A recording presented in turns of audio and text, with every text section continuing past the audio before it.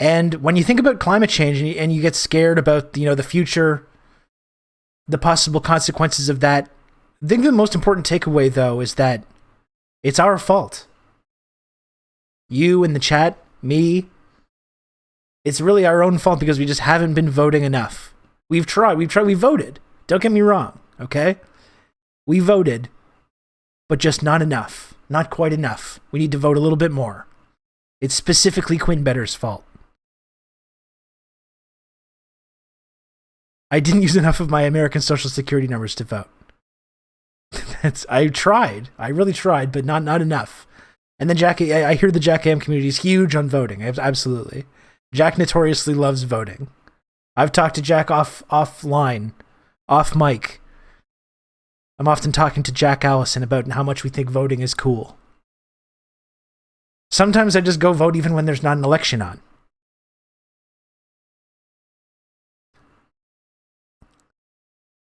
Sometimes it doesn't. You don't even need an election. Sometimes I like to just go vote. He's always voting his ass off. Absolutely. Vote gang. Thank you. So I'm glad everyone's on the same page about this. Do I need to say more than this? One annoying thing about it is that the Twitch preview, it doesn't give me the title for right now. It's giving me the title about the previous stream.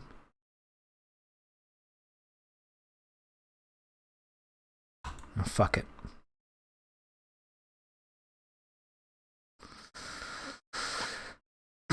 Okay, so I just tweeted that I'm live. We're gonna talk about this issue. Let me just give a title. I'm gonna wait a minute or two for the hordes of people to come streaming in.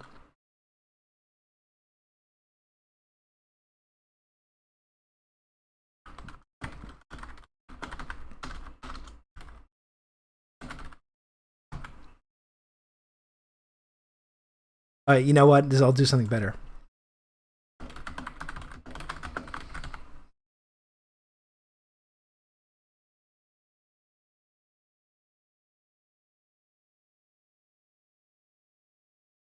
Here we go. We're not voting hard enough, folks. We're trying. I know, I don't want to single anyone out. I know everyone's trying. We're voting. We're doing our civic duty. We're just not voting hard enough. We need to vote a little bit more, a little bit harder.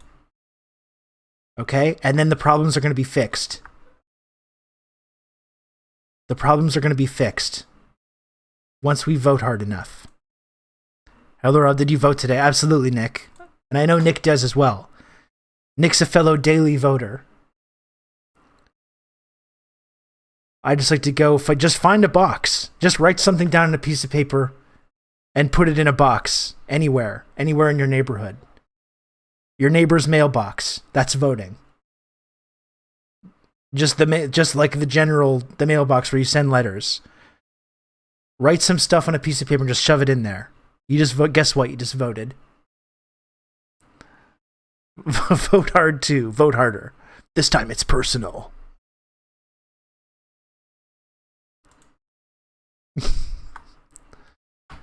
I know we're all very scared about this, very calamitous crisis. I vote 3 times a day regularly. Okay, thank you. That's good.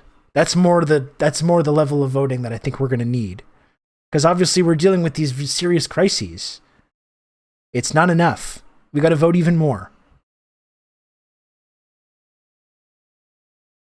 And you should see, we're going to get into this tweet that I did, and we're going to talk about this, we're going to talk about this Obama speech from COP26, and you'll see some of the people that were arguing in this thread about this. And how, people's brains have just been destroyed by this, liberal vote brain. I don't know how else to describe it. People are just well, liberals are better than conservatives, so there's nothing else we can do. And all the serious solutions are just not politically viable. So, and that's the extent that they think about this. That's the extent that they think about it. John Fogerty's put me in coach kicks in, and a congressional baseball game goes through a heroic montage. I don't get it. I don't quite get that one. I would never joke around about anything serious. So, ugh.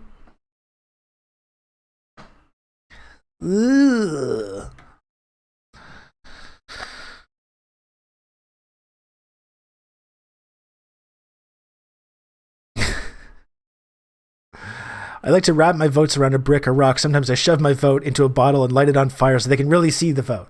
It could be dark. It could be dark in some of these vote counting locations. So.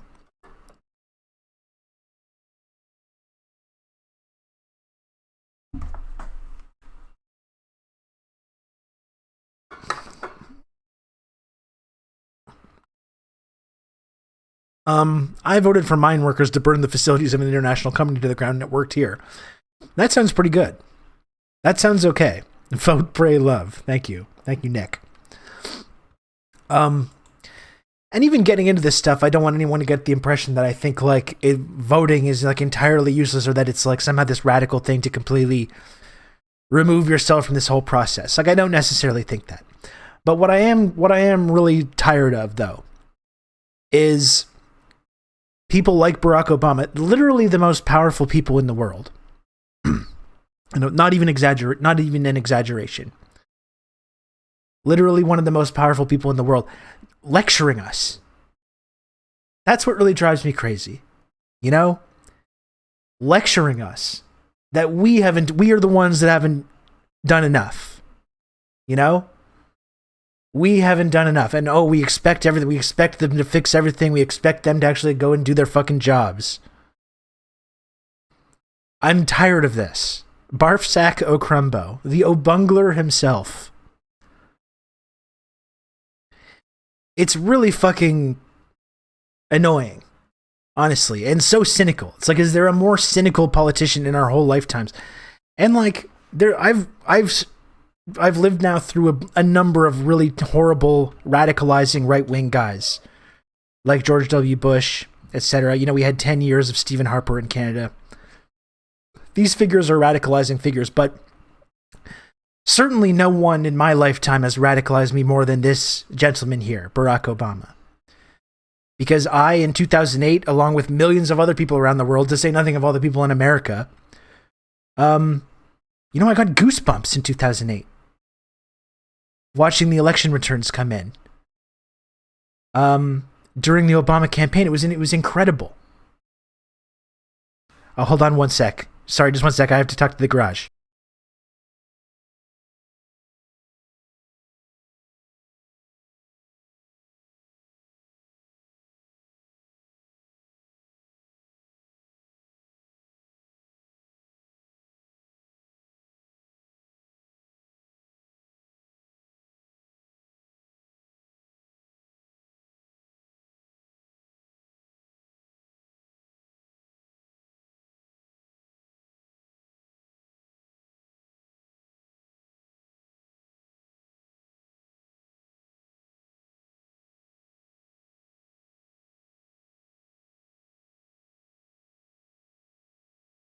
You can count on me. You're going to have good old Rob to talk you through all this. You wouldn't always know it, but it went up every year I was president. That whole, suddenly America's like the biggest oil producer and the biggest gas. That was me, people. Barack, just vote harder, Obama.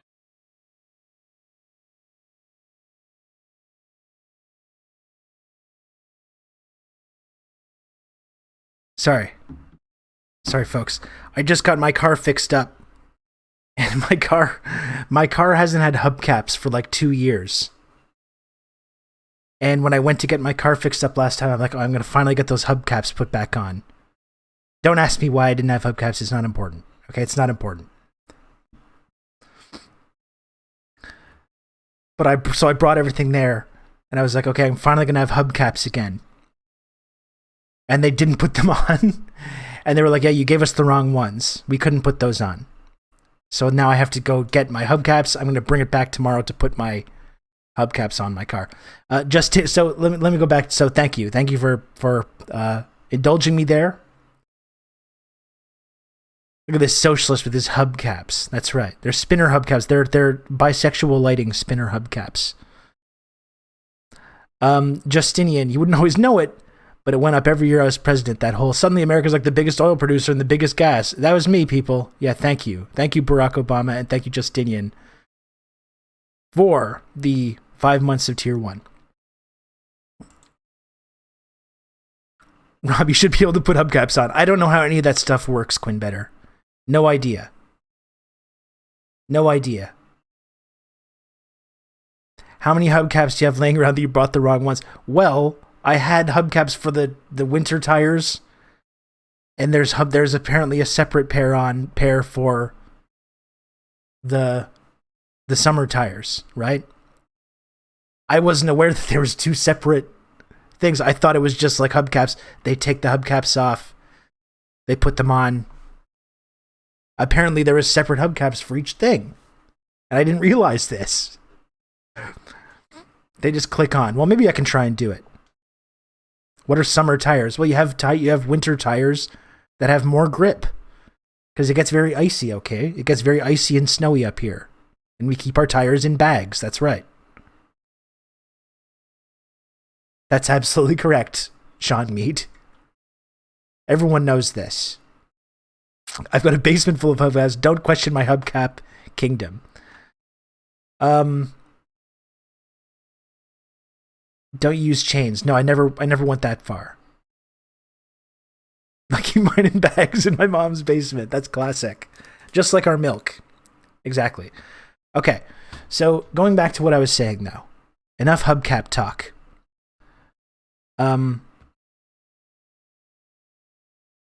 Why use chains when you have winter tires? That's exactly right. That's exactly the logic. So I talked about Obama, though, as a radicalizing figure, right? And as much as there's been shitty, radicalizing right-wing figures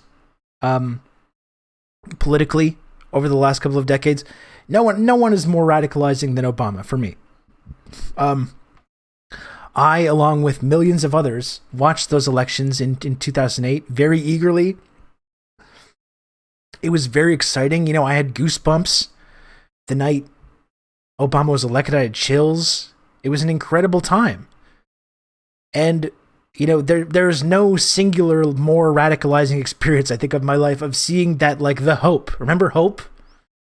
That's not just like a fake thing that was people were just imagining on. They literally, hope was like the main campaign slogan. Remember that one? And that's what his campaign made a lot of people feel.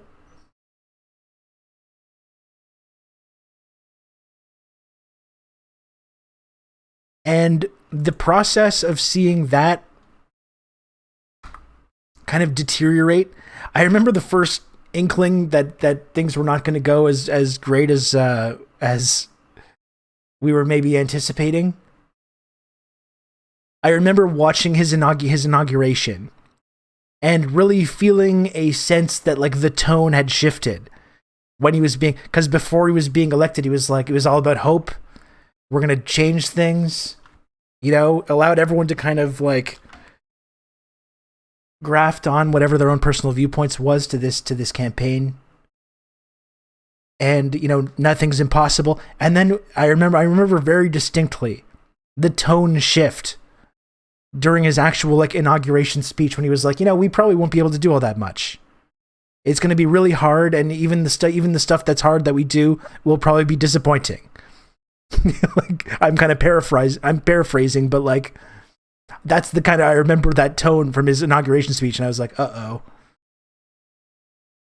And then just seeing the compromise, you know, the whole next 8 years, the ramp up of drone warfare, just butchering civilians with drones, rescuing all the banks and not rescuing any homeowners, just completely destroying any social movement that was popping up during that time, or attempting to destroy, such as Occupy Wall Street, Black Lives Matter, all things that he could have spun into his own sort of political action.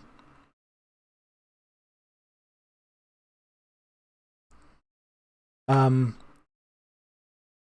know, becoming president of the United States with this huge mandate, not only the power to do things with the House and the Senate, 59 senators, and a huge mandate from people. A mandate who voted in record numbers, particularly voting people. A mandate to actually do things, to actually change things. And just not doing it. And seeing him get bogged down in this fight over healthcare, abandoning all the progressive healthcare ideas and just like going for this centrist idea in order to get conservatives on board, which failed to happen time and time again. And so now fast forward to like 12, 13 years later, here we are. Here's Obama fucking lecturing us again about how we're not voting hard enough.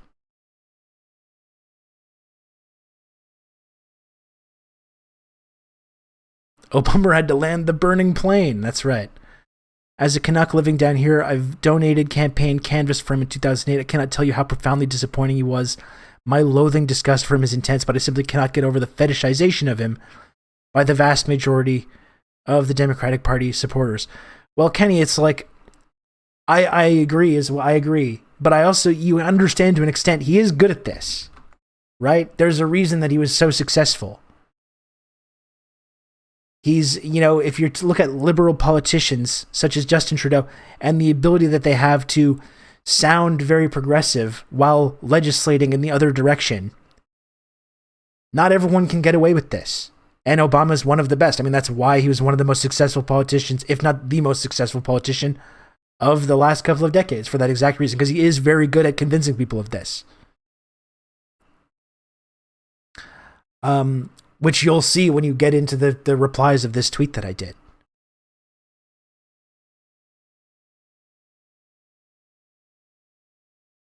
Yeah, I don't feel so bad when I hear clips of campaign Obama. He's real slick.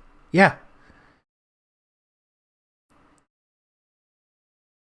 There's no one better at this. And so I'm not surprised that people are, I mean, even though the proof should be in the actual, like the evidence of what his actual record was should be enough to convince people that he's not the person that he says he is, or he projects himself as. But I do understand why people fall for it, because he's very good at this.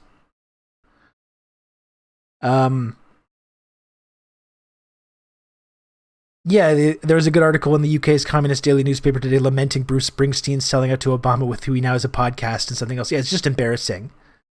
Obama and Bruce Springsteen getting together to talk about all the problems.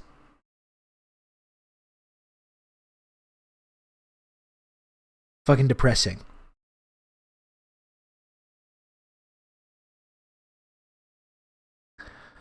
Best speaker of the generation, too bad he's a piece of shit. That's exactly right. So, I mean, that brings us to today. And I'm just so sick of being fucking lectured by not just Obama, but powerful liberals like Obama. That's what I was trying to get across in this tweet. I mean, young people especially. He's so condescending to young people. Saying young people, they don't vote, they expect to get everything, and they get disillusioned with the political process when they don't get everything. And, like, young people, as I'm pointing out in this tweet, voted in record numbers to give Obama this mandate. They were the engine. They were the engine of his huge electoral victory.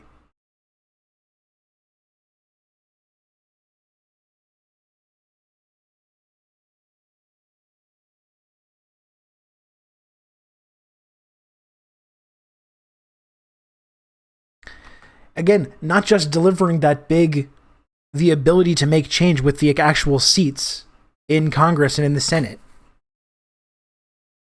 but giving them a big mandate to do things.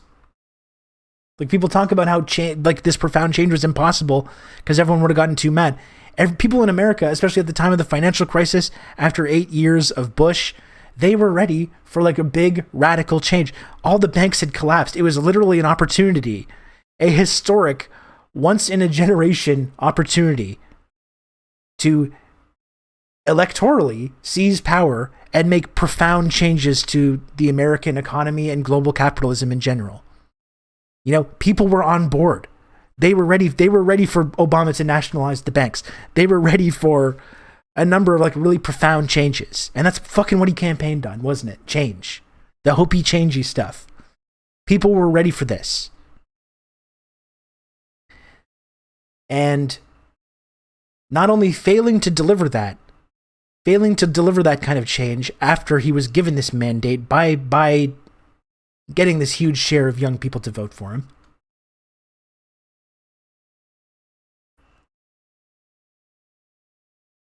Look at that, just destroyed McCain and young voters. That's why Obama won this mandate.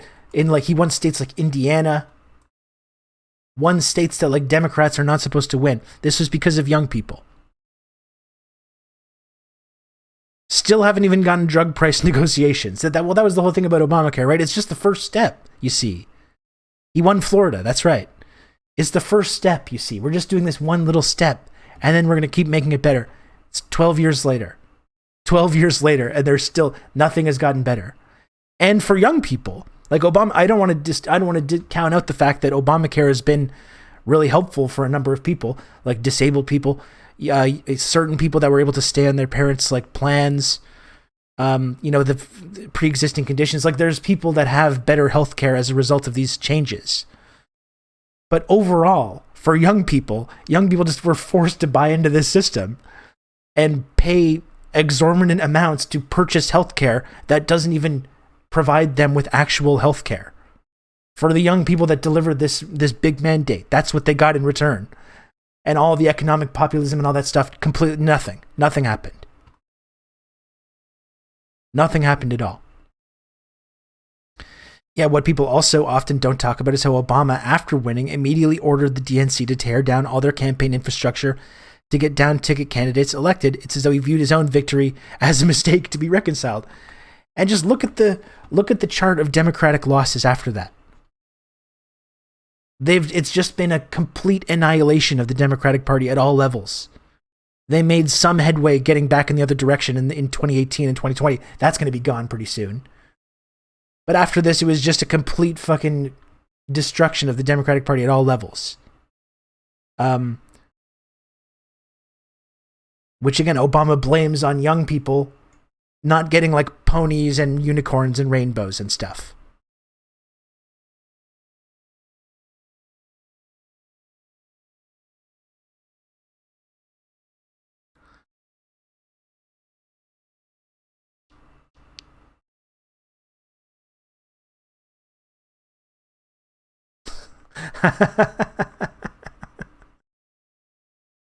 There we go. Liberals are not complacent. We're ready to vote right fucking now if we could. That's badass. That's swag, actually. Should we talk about Obama's mom in Indonesia? That's it. I mean, Obama's stepdad was like part of the Jakarta method. And his mom had, I believe, ties to the State Department. Kind of interesting. Interesting stuff.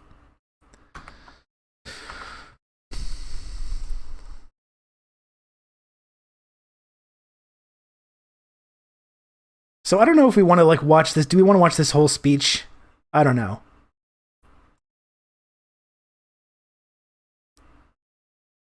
I just wanted to set the stage for that. Now here is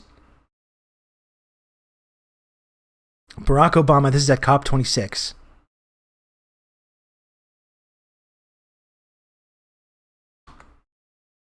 He's a Weasley little liar, dude. You've been bombarded with warnings about what the future will look like if you don't address climate change. And meanwhile, you've grown up watching many of the adults who are in positions to do something about it either act like the problem doesn't exist or refuse to make the hard decisions necessary to address it. Are you fucking right kidding to me, be dude? Frustrated. Zero self-awareness. Folks in my generation have not done enough to deal with a potentially cataclysmic problem you were the president, that you now man. stand to inherit. You Vote like your life depends on it, because it does. I recognize that a lot of young people may be cynical about politics, but the cold, hard Why fact is that? is, Why is that, Barack? we will not have more ambitious climate plans Why are people coming cynical? out of governments unless governments feel some pressure from voters. Yes, the process will be messy.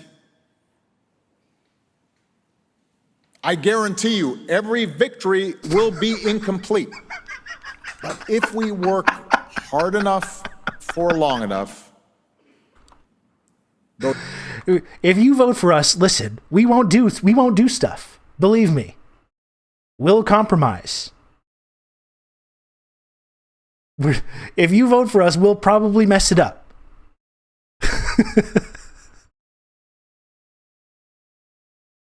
Every victory will be incomplete. I guarantee it. Thank you, sir. For once we agree. For once we agree. I see you and I hear you and I wish I was able to do something, but you can do something by voting. Please clap. Let me be clear. It's just, he acts like it's this big mystery. I know adults in our generation haven't done enough. You're the fucking president, dude. You were the president for 8 years. And the problem got worse, didn't it? You know what I would like to hear? You know what I would like to hear Obama say? Let's just watch the end of this. Those partial victories add up. Add up. How fucking inspiring. How inspiring. Those partial victories. Maybe in another 10, 15 years after we just keep voting, we'll get enough partial victories that it's going to add up to something. To what? I don't know. Will it be enough? No. We love a good partial victory, don't we, folks? You know what I would like to say? You know what I would like to hear from Obama? Obama loves to hear himself talk, doesn't he? You know what I would love to hear him say? I would love for him to say, I'm sorry. I mean, talk about fucking immature. It's the lack of accountability, the lack of taking responsibility. Oh, it's the adults in our generation. It's the young people who aren't voting enough. It's the young people who are cynical about politics. Why are they cynical? Oh, I don't know. Don't worry about that. Let's not interrogate that too much. Why don't you take responsibility, Mr. President, sir? Say, I'm sorry. You voted for me in record numbers. You gave me a mandate to make change, and I couldn't get it done. I didn't do enough. Not like, oh, this vague, oh, people in our generation. No, you. I'm sorry. You trusted me, and I didn't get it done. I didn't do enough. That's what I would like. That would be some actual honesty from this fucking liar. You trusted me, and I didn't get it done. You worked your asses off. And I know there's people in this chat that did exactly this. You worked your asses off to make me the most powerful person in the world. You gave me not only a mandate, you gave me the numbers to do it, and I fucked it up.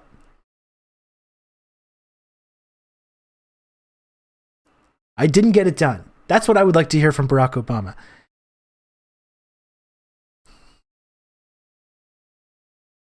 Takes credit about getting energy industry going on one occasion, lectures about having to stop climate change at another, sees no contradiction. Just literally lecturing people about not doing enough and saying people haven't done enough. People just people. Who? What people? Well, we don't know. I don't want to name names. People in my generation though haven't done enough.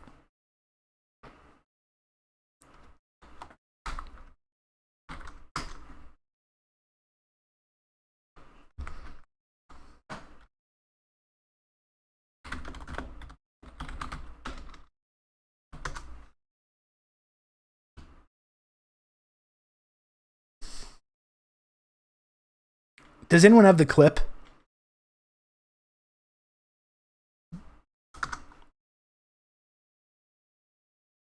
Does anyone have the clip, please?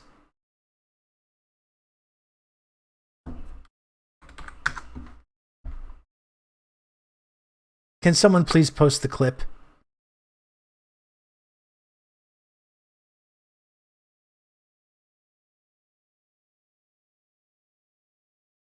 I should be able to find it on YouTube, but obviously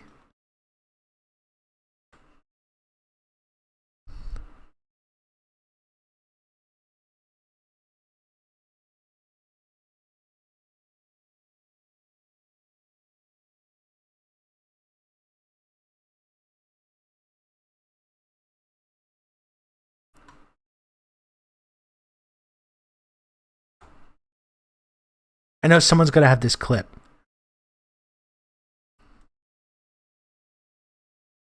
Jesus Christ.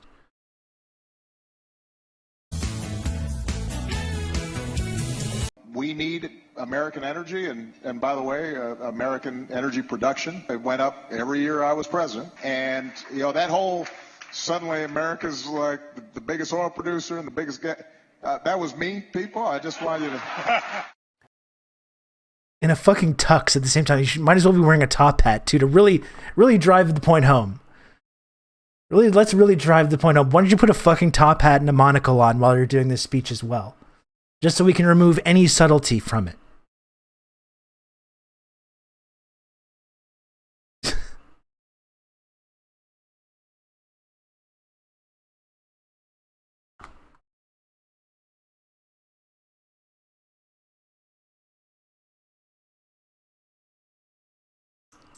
Yeah, maybe taking some personal responsibility rather than lecturing young people about taking responsibility when they literally haven't been able to while he was fucking president.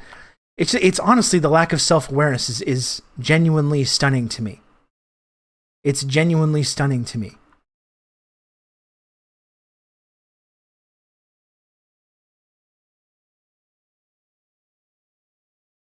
The adults who were in positions to do something about it either act like the problem doesn't exist or refuse to make the hard decisions necessary to address it. Are you fucking kidding, dude? Are you serious, man? Dean Stockwell did die, Doc Hollywood. Yeah, R.I.P. Dean Stockwell. I just need to see this again to make sure I understood this properly, because like this is like... And meanwhile, you've grown up watching many of the adults who are in positions to do something about it either act like the problem doesn't exist or refuse to make the hard decisions necessary to address it. Unbelievable. Unbelievable. Like, seriously.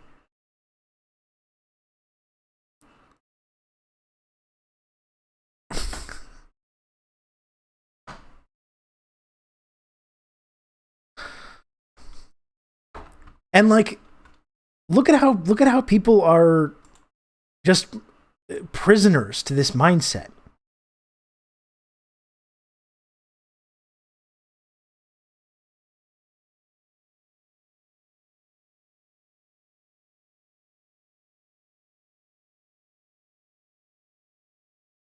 I had to mute this account because it was so annoying to me. This is how people think about this. This is how people responded to this. Some people. I mean, most people get it, obviously. But like, then you have people like this. I hate the good because it's not perfect like me.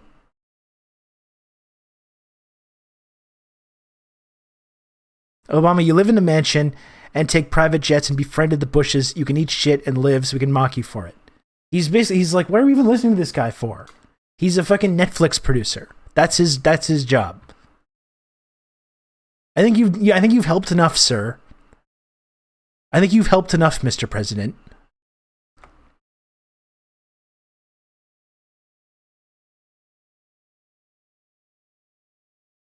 But this is it. This is the mindset.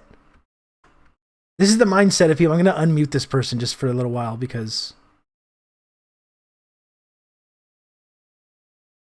Can I unmute them? For the purposes of this segment.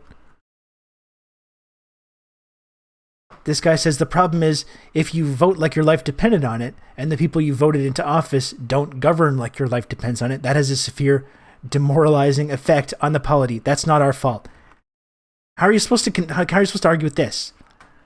I guess just don't vote or vote red then. That should help. This is just pathetic.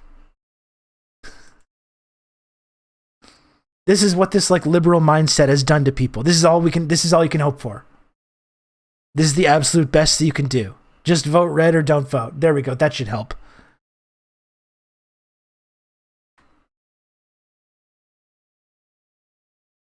It kept going too. Well, voting for politicians who don't actually take the threat of climate change seriously isn't helping either. That's not my fault. This is Austin Lawhead here. Unless you can keep the temp under 1.5 degrees of warming, we're all doomed, and you can't do that with half measures. Those are just the facts. Agreed. Let me know when you find someone electable that fits that bill. Until then, I'll show up and vote for the better option. We just have to find someone that's more electable, you see. You can't get elected on this kind of radical climate change stuff. So it's just, you might as well not try. You might as well not even do it. I have come from Twitter with lots of opinion and no knowledge. Who wants me? We want you. A desert wine. We want you. It depends. You have to have the correct opinions, though. That's all. That's all that matters. Wasn't Biden supposed to be the electable one? Well, that's right. That's right. That's why, that's the whole reason that Bernie was not, because Bernie was not electable, right? And Biden was. And, you know, Biden, many people talked about this. Biden's $1 trillion climate plan. His $1 trillion climate plan. And people would say, Rob, in the primary, Rob, is the perfect the enemy of the good? No, Biden's not running on the Green New Deal. No, he specifically said that he didn't want the Green New Deal. He's running on this $1 trillion climate plan. And he won. And he's in the middle right now of ditching literally all those promises, all those climate promises. He's ditching all this to appease literally a coal baron in his own party. So that's what the electable candidate's doing.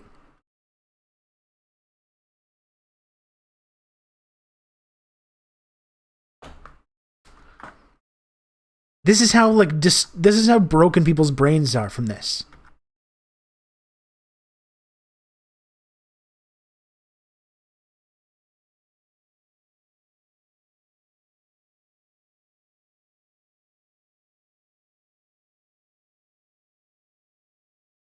You know, this philosophy is unelectable, he says. Refer to good being the enemy of the perfect. It's a half a loaf world. Honestly, this is this liberal phenomenon of always managing expectations downward. This is what it's done to people. Literally, people are like, there's nothing we can do. There's nothing we can do. It's not politically possible. It's not electable. This person it's very unfortunate. Their brain has been destroyed by this kind of mindset and taking this kind of condescending bullshit from people like Obama seriously and internalizing it all. Climate doesn't care what is electable or not, but every climate scientist is very, very clear about the kind of reductions that need to occur. So if that's not politically possible, I guess we're all fucked, but half a loaf here is not going to save the planet. It's not, and they say it's not politically possible. It's a big country and half of it believes God will save them. It's going to take carrots and sticks. But if you think R's and D's are equally bad on climate policy, you're not a serious person. And this is the point I was trying to make, is that the idea of who is better on these policies, conservatives or liberals, for this types of people, it's based entirely on platforms and rhetoric and meaningless bullshit that doesn't actually affect the actual problem, that doesn't take the actual problem seriously. This person is admitting themselves that the solution is not politically possible. So it's not politically possible, and that's the end of the conversation, I guess. So it's the only thing we can do is I'm trying to understand this contradiction, seriously. The only thing we can ever do is vote for half measures, liberals that produce these kind of half measures and move the ball downfield. Though that's the only option we can ever do. But also, the idea of seriously, genuinely addressing this is just not possible. This is the viewpoint that these people have.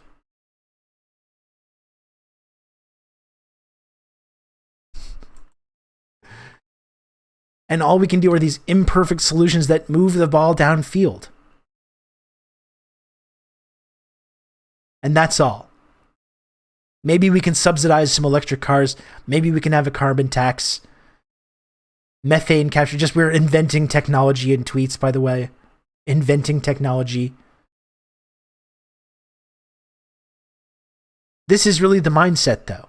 All we can ever do is vote while simultaneously acknowledging that there's literally no amount of voting that we can do to actually seriously address the problem. And that's just, I guess, the end of it. That's the end of the discussion.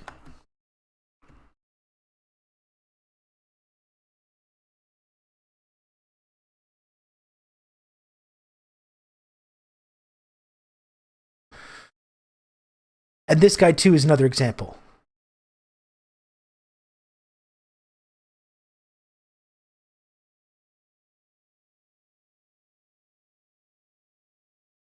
This guy says he's not wrong. Just 2 to 3 more senators and the Build Back Better agenda looks a lot different.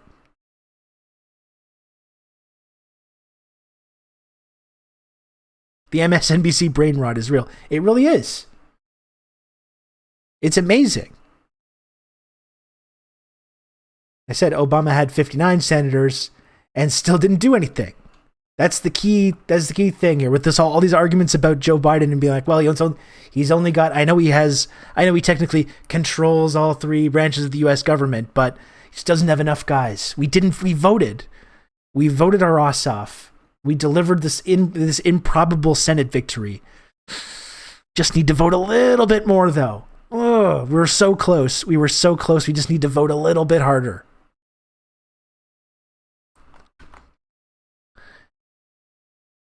And the guy says the landscape, and this guy I feel like has good intentions, but this guy has been duped. This guy has been duped by liars. There were like 6 Joe Manchins back then.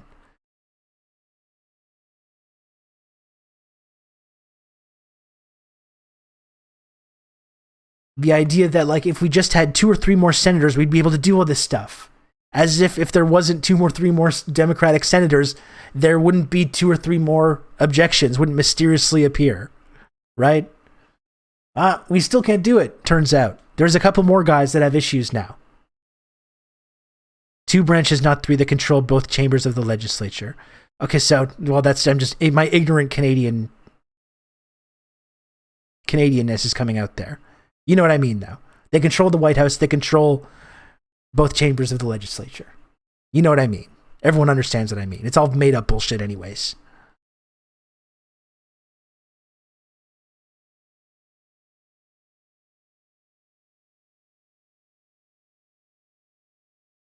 So this is what I mean. It's just always going to be, there's never going to be enough. There's literally no amount of voting that's ever going to be enough. Executive, judicial, and legislative. The judicial, okay, so, okay. That's right.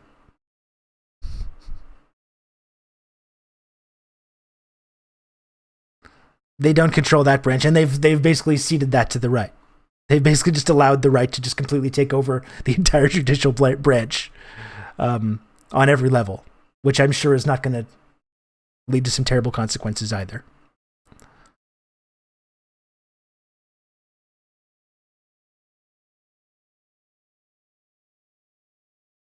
Yeah, they could choose to control the judicial if they wanted. They could pack the court. They could pack the Supreme Court right now. But you got to preserve those norms, though. Very importantly, preserve the norms. And this is what I mean, though. It's never going to be enough. These people have this, like, they've had this idea beaten into them that, like, it's our fault for just not voting enough. And if we just had a few more guys, we'd be able to do these things. And it's just, eventually you just have to, like, accept that this is not the case. You know? The idea that if they had a few more guys, everything would just get better, it's just not true. Yeah, Nick, we were talking about this. We were talking about this the other day. I used to be an NBC guy. Maybe at one point I believed in this stuff as well. Like around the time Obama was being elected. You know? And that's the whole experience of Obama is what made me doubt this whole process in the first place. Because that was the time. They had 59 senators. They had the House. They had Obama in there. Historic mandate. At a time when the whole economy was collapsing. Literally, it's a once in a generation opportunity to do these things. And that's the whole thing. When these things failed to materialize, that's when I was kind of thinking like, I don't know if these people are on our side at all. It kind of seems like you can't really affect change in this way.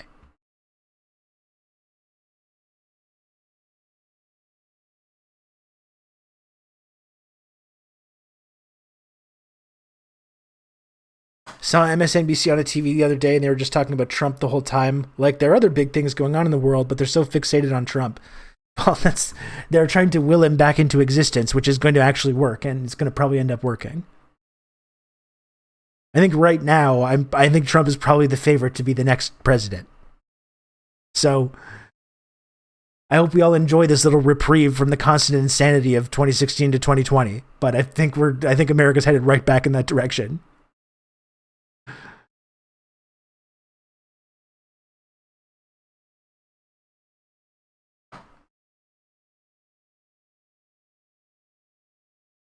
SOS USA. That's what I mean. But this is it. It's like a lot of people still really believe this idea. Just 2-3 more senators. That's all we need. And it's just not going to happen.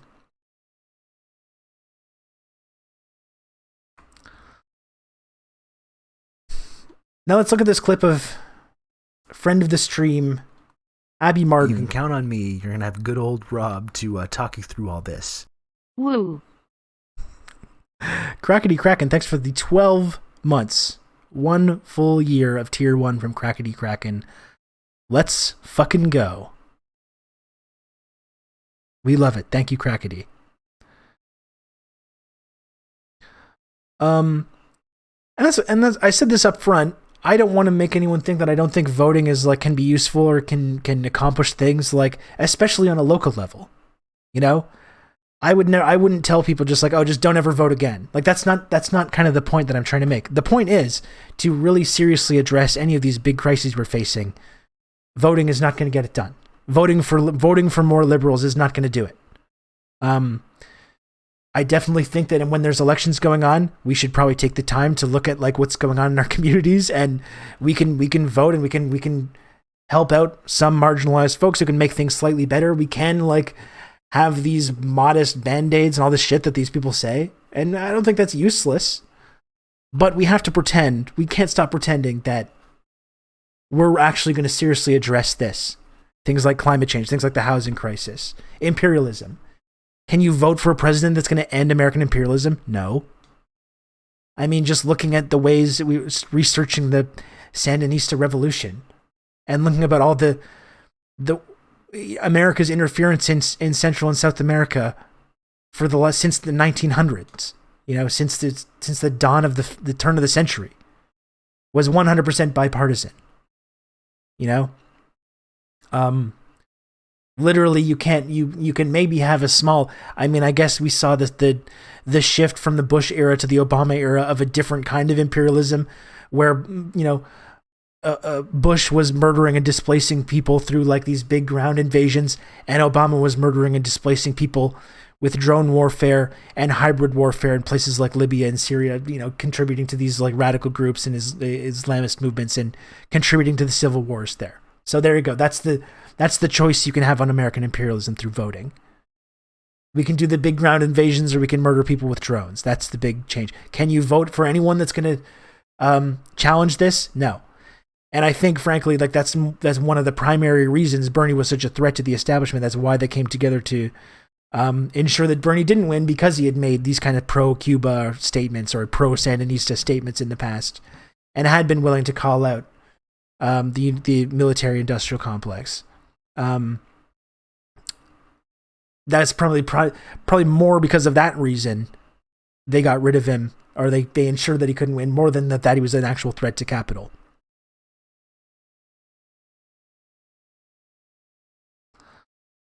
So I don't want to suggest that we can't make small impacts in our communities, in our states or provinces by taking some time to go vote for whoever who's going to maybe do a little bit better in spending on the poor or on housing or any of these things.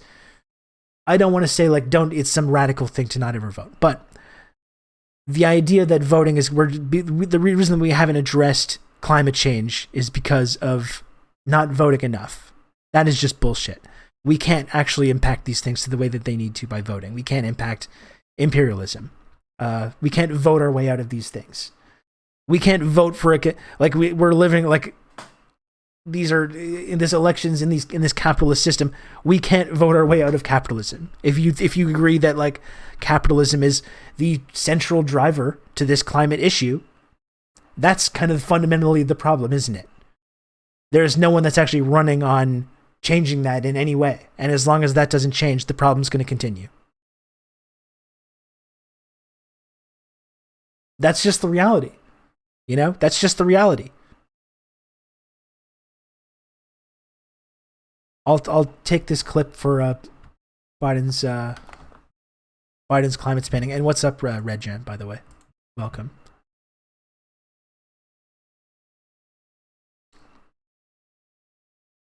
Where's my... Okay. So here's Abby Martin, also at COP26. I'm actually like amazed that they let her ask this question. I don't know how it happened, but I'm happy it did. Here's Abby Martin asking the question. Literally not one American journalist has asked this central question. Not one.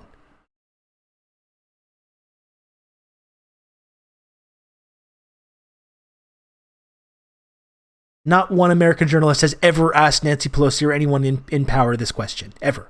Over a large increase in the Pentagon budget. This Pentagon budget is already massive. The Pentagon is a larger polluter than 140 countries combined. How can we seriously talk about net zero if there is this bipartisan consensus to constantly expand this large contributor to climate change, which is exempt from these conferences? Good fucking question. The military is exempt from climate talks. Well, I just want to use an example if I can. You know, the sea level rise is an important part of, what's happening to the climate.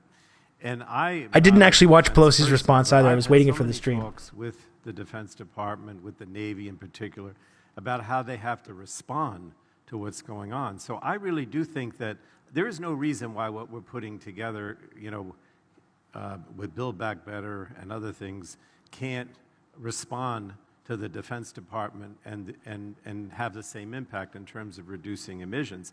And I do think that the Defense Department is very much aware of the fact that they have to play a major role, both from a strategic as well as, for the good of the world. So I don't see what we're doing nonsense in any way, or, increasing the defense budget as being something that's inconsistent with climate action. It's literally increases the fucking emissions, dude.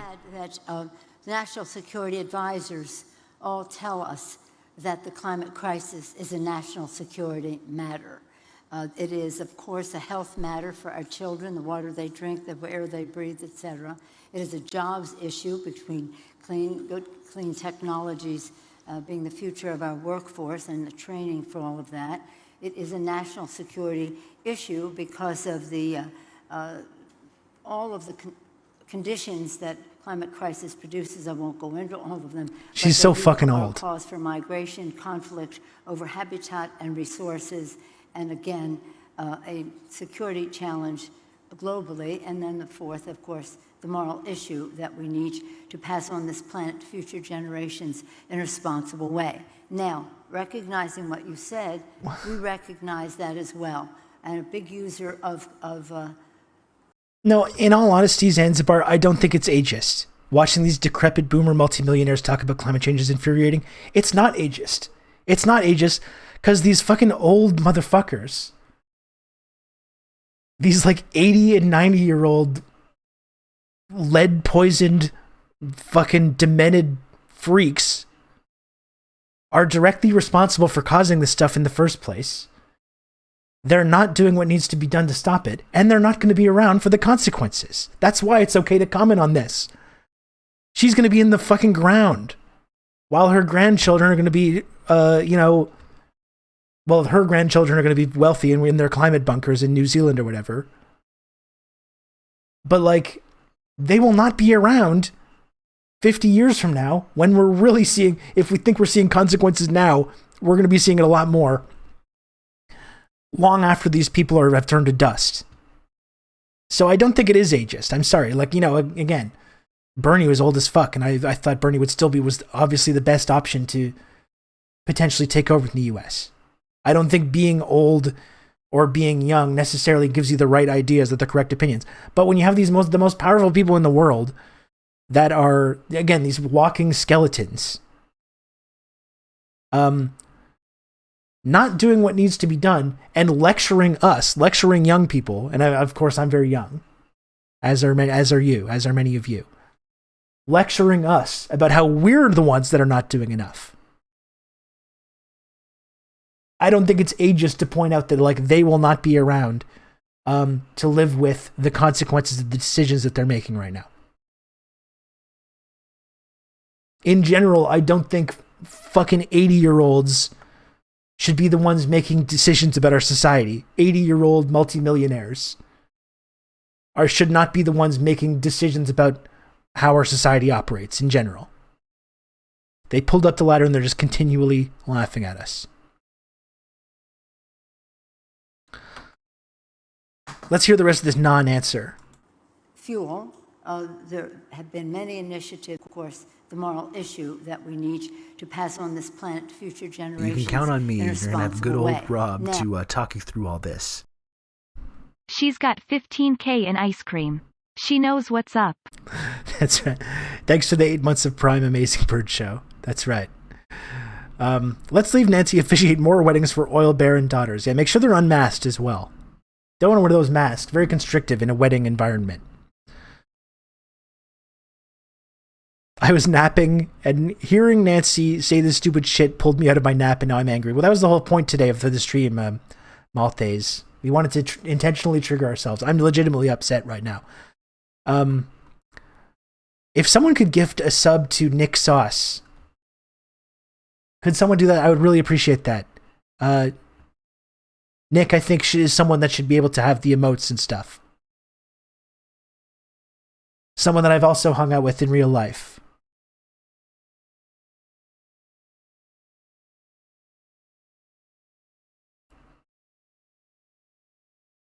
People who accuse others of ageism need to grow up. You can count on me. You're going to have good old Rob to thanks, talk you through all Squatch Drew. this. Thank you, I appreciate that. No, I agree, and it would be ageist to say that like, oh, all old people are bad. Oh, no old people care about climate change. There's plenty of amazing, inspiring older people that do care about climate change.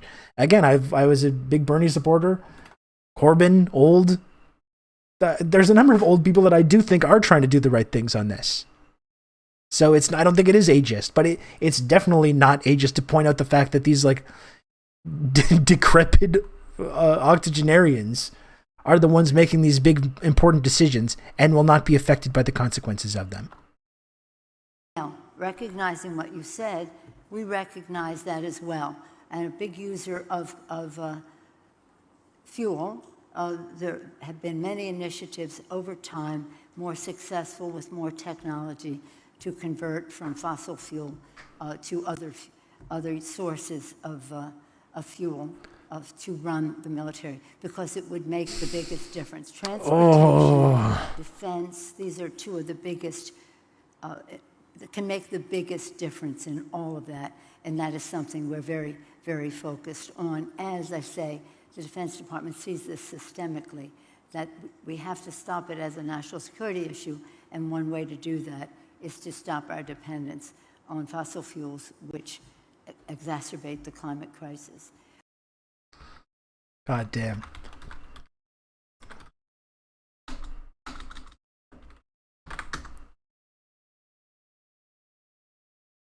Remember this? Elizabeth Warren. Our military can help lead the fight in combating climate change. Remember that one?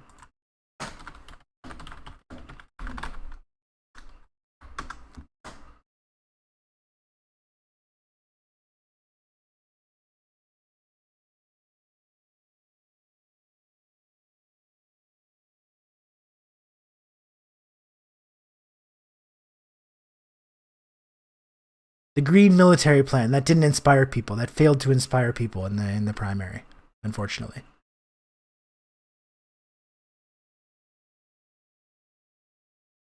And Oreo's side here as well. Put like paraphrase. It's pretty hard to like understand what Pelosi's even saying.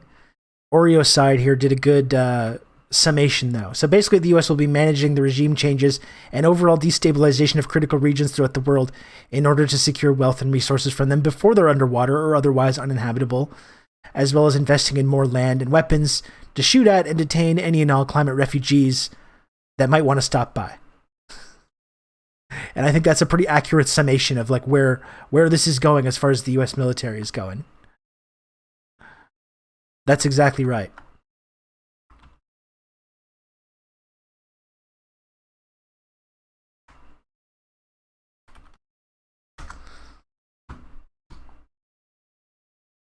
This is what there is something to be. This is what happens when you ask like a liberal or a Democratic politician about how they're going to fix these big problems. This is what they say. Shouldn't we end capitalism? Shouldn't we end capitalism if we care about, fixing the climate? It seems like capitalism is a big driver of that. Should we maybe think about ending that? And here's what they say.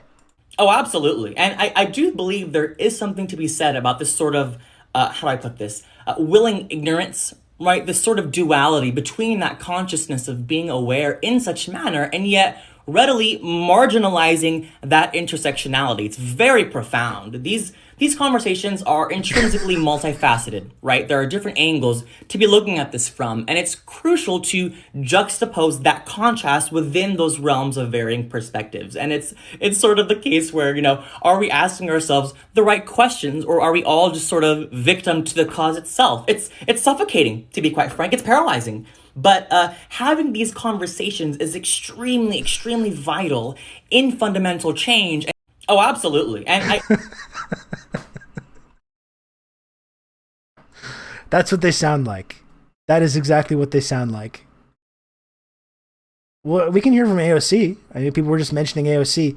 By the way, this is called being a centrist. You see? I dunk on Paul Gosar one tweet, and then I dunk on AOC the next tweet. That's called being that's called being a centrist, all right? That's what I believe in.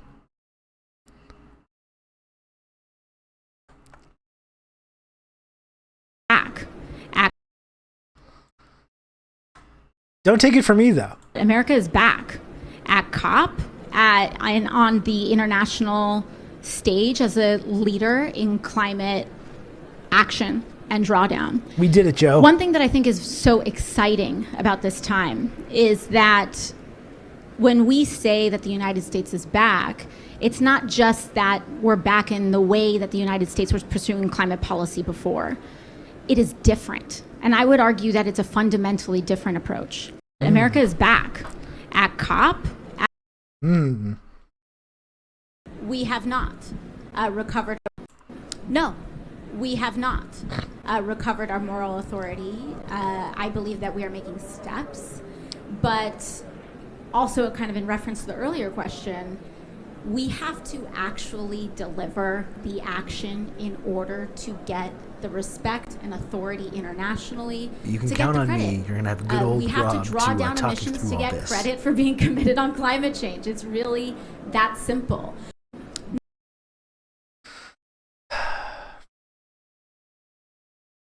Comrade Social Distancing. Look at that. Thanks for gifting 3 subs. Comrade Social Distancing. Thank you so much. Hell yeah.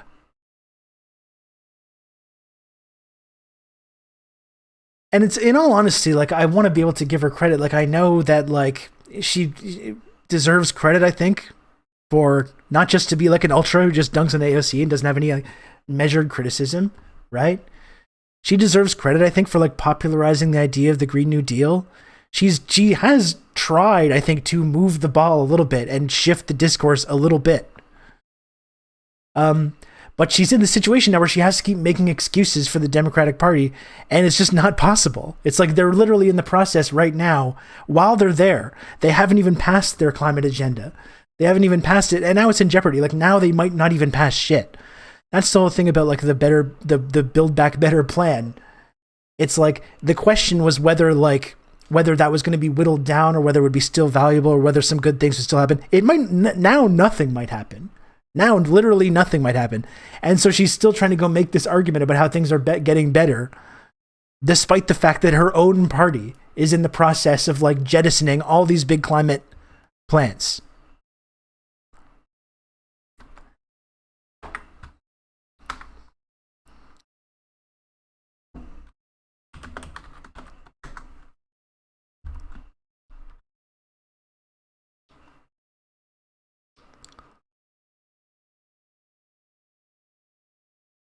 Oh, I want to hear this too. We can see more about AOC as well.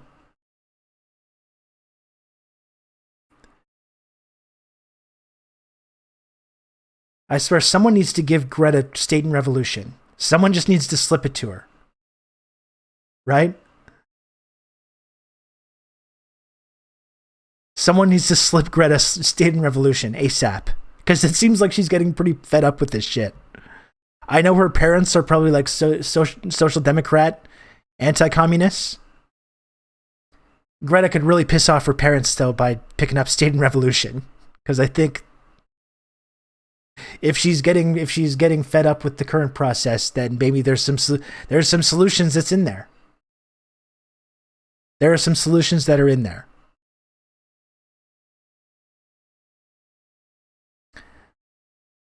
Here's Obama Back again. in the United States, of course, some of our progress stalled when my successor decided to unilaterally pull out of the Paris Agreement in his first year in office.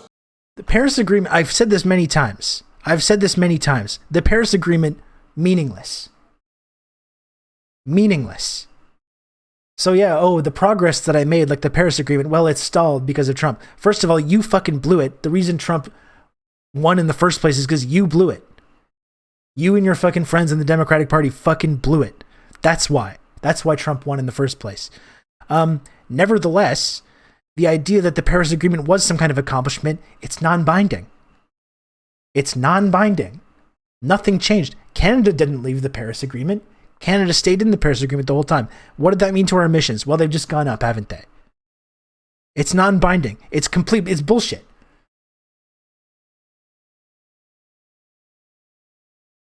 You ever look at that graph of Canada's emissions versus its climate commitments, and there's just no correlations at all? Yeah, I've looked at it many times, Nick. I've used it in another video as well, but you just look at this graph going up of their emissions, and every way along the graph, all the different meetings and accords and talks and whatever. It has meant nothing. Less than nothing even, because things are just getting worse. So the idea that the Paris Agreement was some amazing accomplishment, it was fuck all. It meant nothing at all.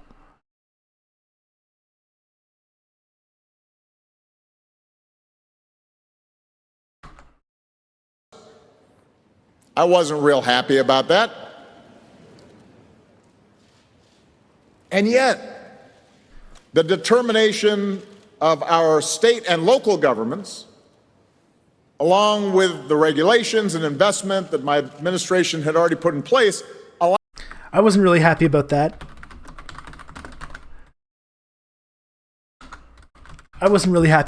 Meanwhile, while that was happening, here's Obama, what he was doing. What were you doing while Trump was doing these things you weren't happy about?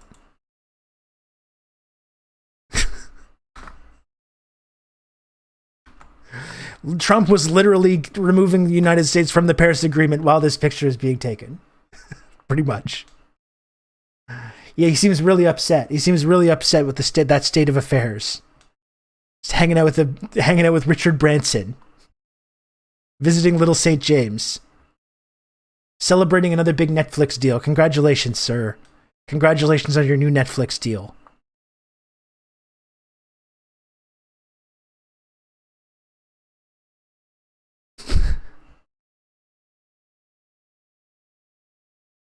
Yeah, he showed up eventually to ensure that Bernie wouldn't win. That's when he got back involved, of course.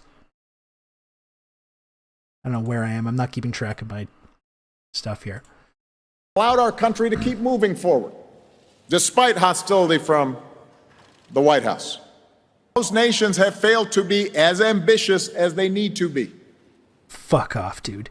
The escalation, the ratcheting up of ambition that we anticipated in Paris 6 years ago has not been uniformly realized. Yeah, no shit, dude. I have to confess, it was particularly discouraging to see the leaders of two of the world's largest emitters, China and Russia, decline to even attend the proceedings.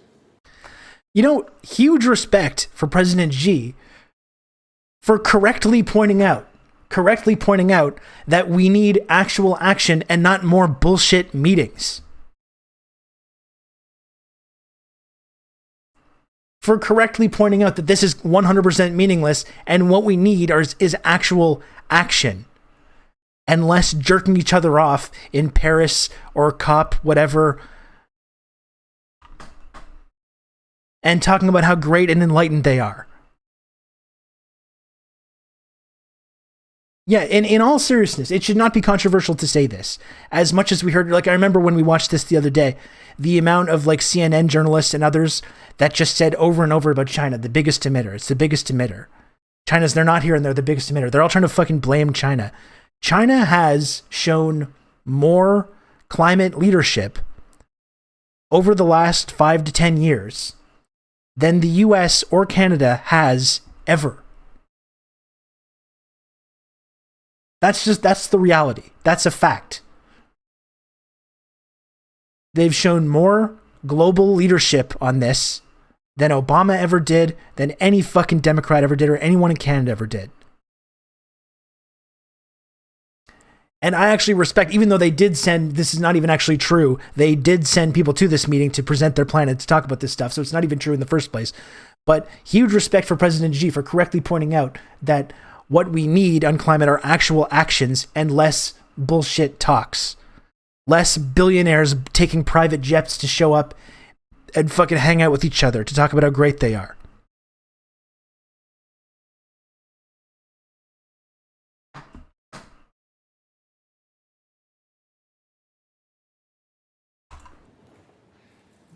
And their national plans so far reflect what appears to be a dangerous lack of urgency, a willingness to maintain the status quo on the part of those governments. Again, folks, Joe Biden right now, right this moment, is stripping out all of the climate protections. All of their big, bold, ambitious climate plans is being stripped out of this Build Back Better framework in order to like appease a coal baron in their own party. And he's talking about the lack of urgency.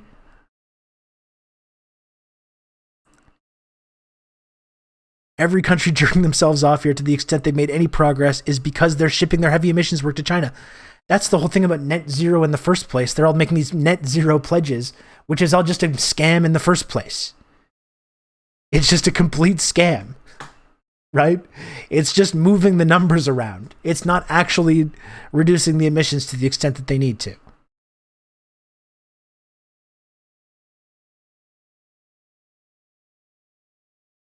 The lack of urgency. Any fucking American president talking about this is just so insulting. It's just insulting. China refused our non-binding resolution to get together every 2 years and hold hands and sing "We Are the World" to raise awareness about climate change, so we have to nuke them. That's right. But he wears an Italian suit like an MFer.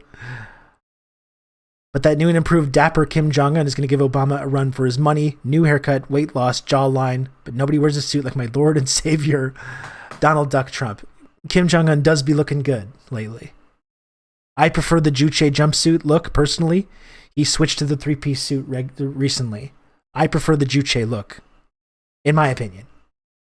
But he do be looking good right now. It's just so fucking insulting hearing this guy talk about the lack of urgency. Give me a break. I'm so mad right now. This really did come through. This stream really did work out the way I anticipated it was. I knew I was going to get mad, and it has worked. I'm officially mad. And that's a shame. We need advanced economies like the US and Europe leading on this issue. But you know the facts. We also need China and India leading on this issue. We need Russia leading on this issue, just as we need Indonesia and South Africa and Brazil leading on this issue. We can't afford anybody on the sidelines. This motherfucker, man.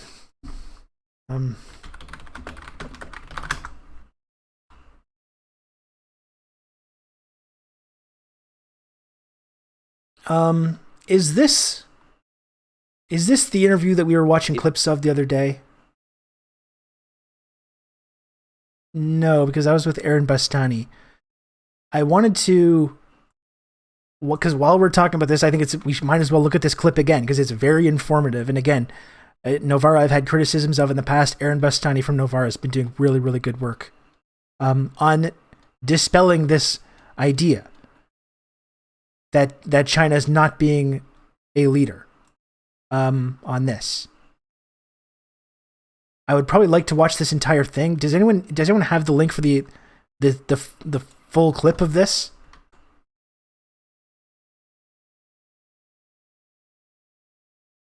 This is an important chart as well. Thank you, Zanzibar. It's not even just us, it's the rich. And look at the fucking breakdown.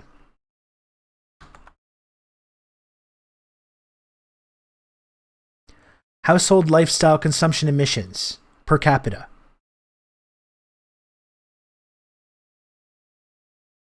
China, Brazil, Indonesia, and India all the way down at the bottom.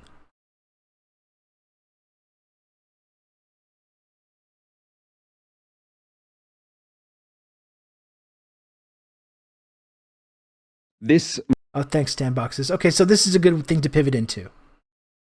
While we're talking about China not showing leadership on this, or not showing a sense of urgency.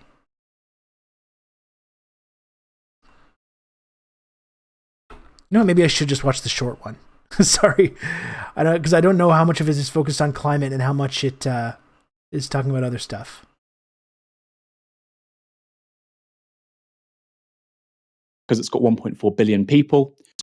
China, like you said, is the world's number one emitter, and that's because it's got 1.4 billion people. On a per person basis, its CO2 output isn't that high. It's about 38th in the world. The US produces twice as much CO2 per person, as does Australia, as does Canada. It's quite interesting that 3 of the 4 big Anglophone countries produce twice as much CO2 as China, and yet we're not talking about them as the bad guys.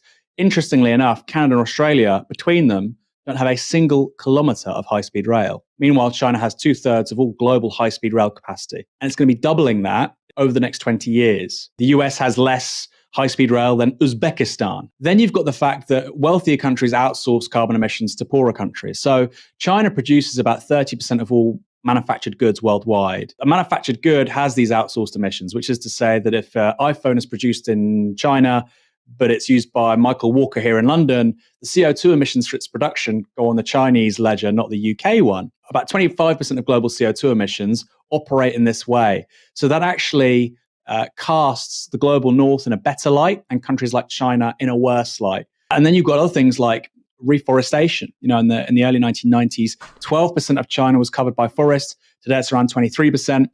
It's looking to get that to 30% by 2050. Then finally, if you look at its actual record on renewable energy, I think this is the icing on the cake. China has more solar capacity than the US and Europe combined. It's world number one in regards to wind capacity. It's increased nuclear capacity by 500% since 2010. It's world number one on hydroelectric capacity. And it's also got huge plans again for the next 10 years. And again, all that really on wind, on solar, on nuclear. All of that is since the 2010s. You know, it didn't lay a single kilometre of high-speed rail until 2007, Michael. That's ridiculous. And when you look what the Europeans have been doing since 2007, you think of the European debt crisis, etc. Who was elected around 2007, 2008 again? That was in 2007, 2008. That was when China laid the first kilometre of high-speed rail. Who was elected again in 2008? That just didn't have enough people voting for him to do anything at all? But there was like 6 Joe Manchins, so there was nothing he can do. We're just waiting for him to say lay pipe. Get your head out of the gutter, only facts. Barf Sacco Crumbo. God damn it. More and more people are saying this. Technomancy, is this the Terry Crews thing you're sending? How little infrastructure has been built, how little, renewable capacity has really been built. Compare that to what the Chinese are doing. We're nowhere, Michael. whether it's the Europeans, Nope. whether it's the North Americans, whether it's the Australians, the Brits. You really can't compare us to China. Now, that doesn't mean China is saving the world. I'm not saying that. Any I'm saying economy it. based upon economic growth with 1.4 billion people, like China, which is looking to become much wealthier in the coming decades, is going to massively impact CO2 emissions and levels of CO2 in the atmosphere, which is going to lead to a warmer planet. But if we're talking about a large country which is actually making an effort when it comes to climate change, on green energy, on reforestation, on high-speed rail and moving away from aviation, China is far and away ahead of the Western nations. And this is something they will not accept. And so what we'll see at COP over the next couple of weeks is xenophobia.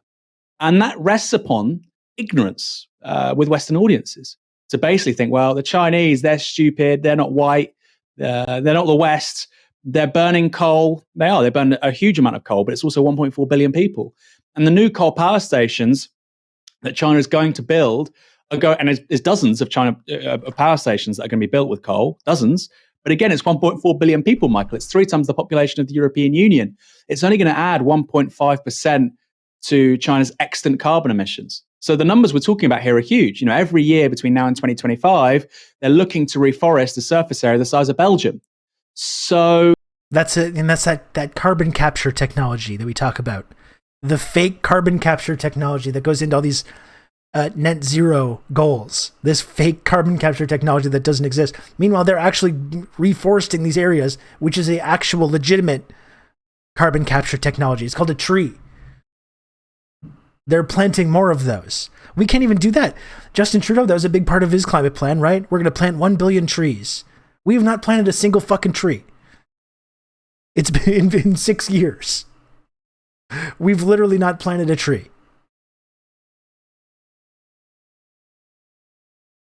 And we're talking about carbon capture. Yeah, we're going to invent this carbon capture technology, this magical Deus Ex Machina technology that's going to save us. Carbon capture. We can't even plant a tree. We're going to invent carbon capture tech. We're going to publicly subsidize some fucking freak like Elon Musk or Jeff Bezos to figure this out for us. We can't even do that.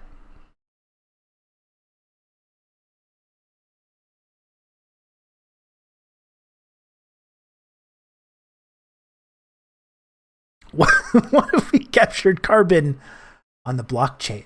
There we go. Now we're talking. What if you could prove that you owned a tree? What about then? What if we had a tree market and everyone could buy their tree and it would be shown on the blockchain that you were the only official owner of this tree? NF tree. This is the new NF tree technology that I'm inventing right now on this stream.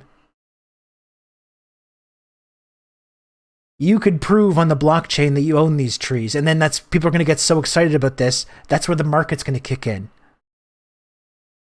That's where the market's going to kick in, folks. And the market's going to bail us out. Crypto gaming UBI communism with trees. That's right. That's the answer.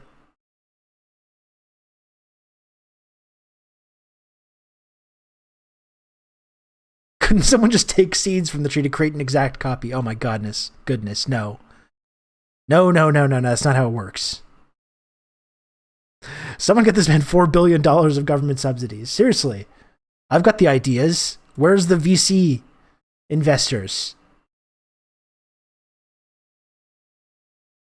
We'll grant you a once-a-year opportunity to touch the tree. Thank you.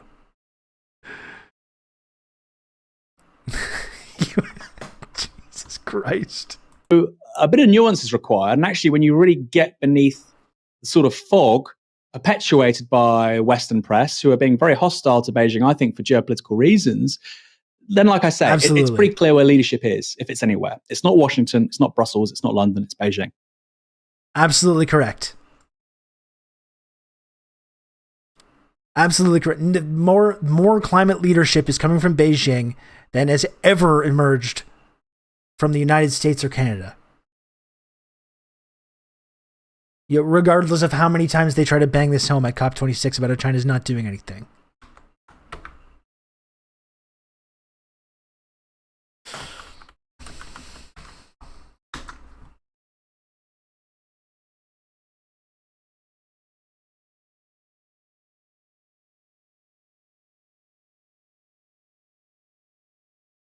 Look at all these news things about how China's bad for the climate.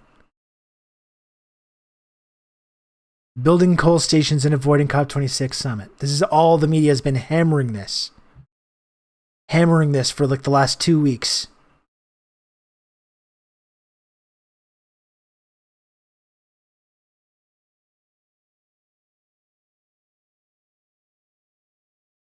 What does Arnold have to say? You know what? I've always kind of appreciated Arnold hearing from him on this stuff. I find he's good at talking about this. Even though he unfortunately would end up in the gulag in a situation where I was in charge. He could, if he agreed to become a spokesman for full global communism, I would consider being lenient on that. Don't talk about the polar bears and about the icebergs and about the rising sea level. Yeah, we can mention that right along the way. I said because it's true. There is climate change. I said but it's caused because of pollution. Let's terminate pollution.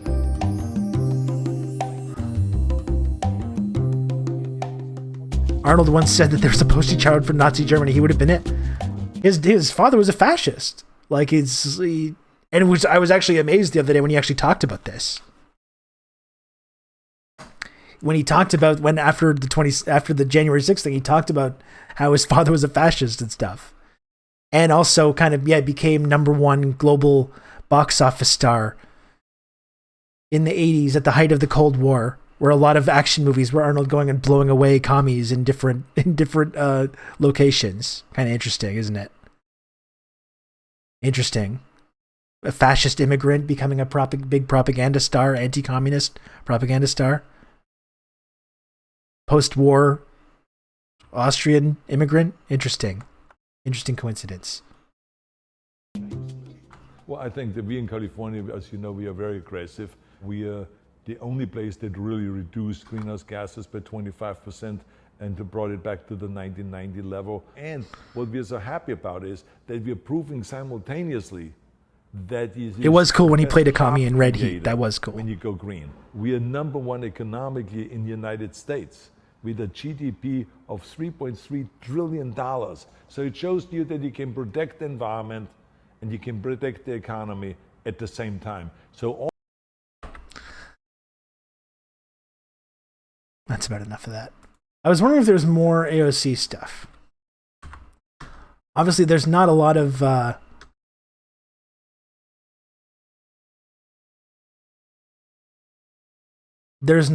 positive news sources out there about what China is doing. Let's check in on Greta. How's this going with her? It is not a secret that COP26 is a failure. It should be obvious that we cannot solve a crisis with the same methods that got us into it in the first place. And more people are starting to realize this. Many are starting to ask themselves, more and more people are saying this. It's true. What will it take for the people in power to wake up? But let's be clear. They are already awake. They know exactly what they are doing. This is no longer a climate conference. This is now a global North greenwash festival. A 2-week-long celebration of business as usual and blah, blah, blah. Someone get Greta State and Revolution, please. The most affected people in the most affected areas still remain unheard. And the voices of future generations are drowning in their greenwashed and empty words and promises. But the facts do not lie. And we know that our emperors are naked. To stay below the target set in the Paris Agreement and thereby minimizing the risk of setting off irreversible chain reactions beyond human control, we need immediate, drastic, annual emission cuts unlike anything the world has ever seen. And as we don't have the technological solutions that alone will do anything even close to that, that means we will have to fundamentally change our society. And this is the uncomfortable result of our leaders' repeated failure to address this crisis. And the climate and ecological crisis, of course, doesn't exist in a vacuum. It is directly tied to other crises and injustices that date back to colonialism and beyond. Crises based on the idea that some people are worth more than others and therefore have the right to steal others, to exploit others, and to steal their land and resources. She gives And the land it back. is very naive of us to think that we could solve this crisis without addressing the root cause of it. And the question we must now ask ourselves is, what is it that we are fighting for? I thought she was about to say, the question we need to ask ourselves is, what is to be done? I thought she was right there. I thought she was there. The answers are out there, Greta. And that's the thing, talking about, the roots of colonialism, the roots of this problem stretching back to colonialism and stealing people's land. That's why we got to give that land back, folks. Again, like I was saying last week, that's the number one. If you want to threaten capital, you should be supporting giving land back to indigenous people. If you want to make headway in seriously fighting the climate crisis and not just talking nonsense, give the land back. We got to start giving that land back to indigenous people.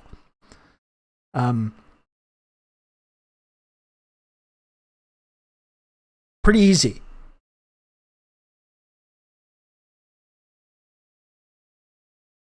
She basically quoted imperialism, the highest stage of capitalism, without the gusto. That's right. I still think she has handlers that are ensuring that she doesn't get too crazy with these ideas. That's why someone needs to slip it to her on the D-low.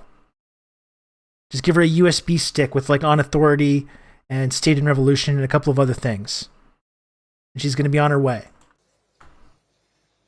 Are we fighting to save ourselves and the living planet? Or are we fighting to maintain business as usual? They cannot ignore our screams as we reclaim our power. We are tired of their blah blah blah. Our leaders are not leading. This is what leadership looks like.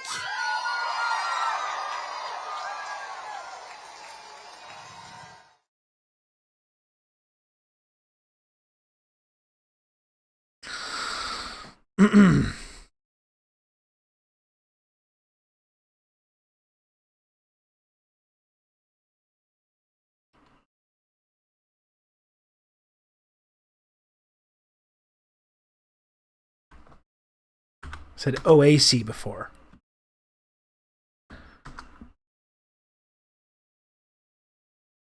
If anything more, is there anything more than this 1 minute long clip? Did she say anything substantial in here?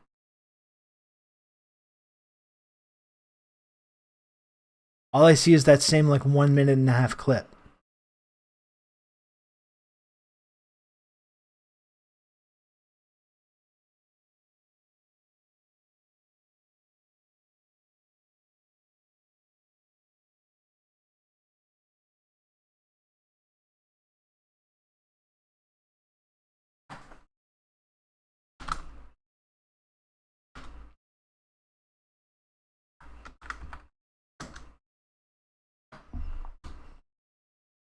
Je suis content de représenter les Canadiens dans le cadre de cette rencontre historique.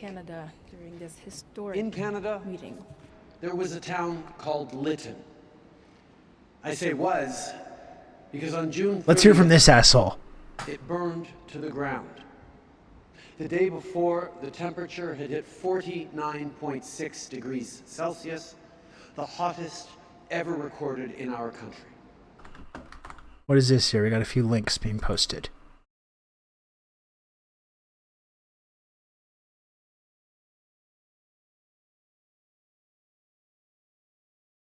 Interesting.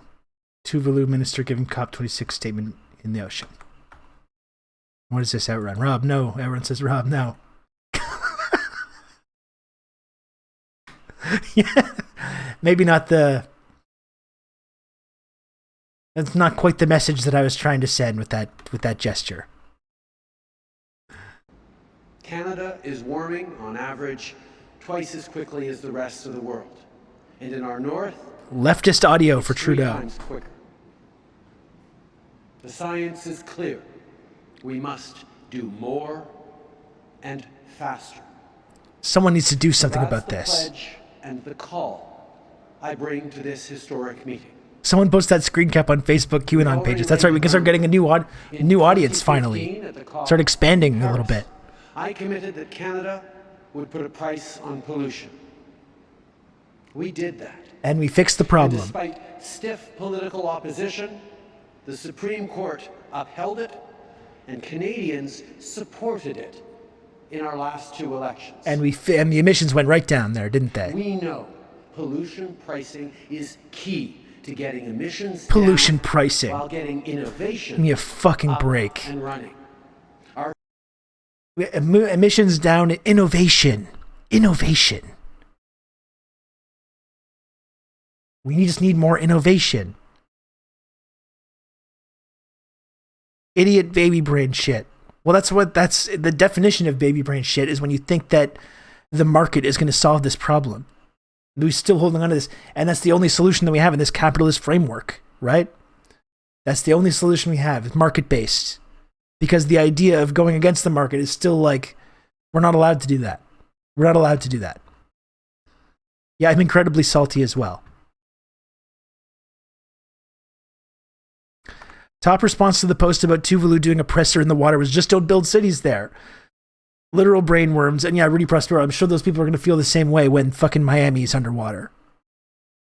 These people are going to be complaining more than anyone.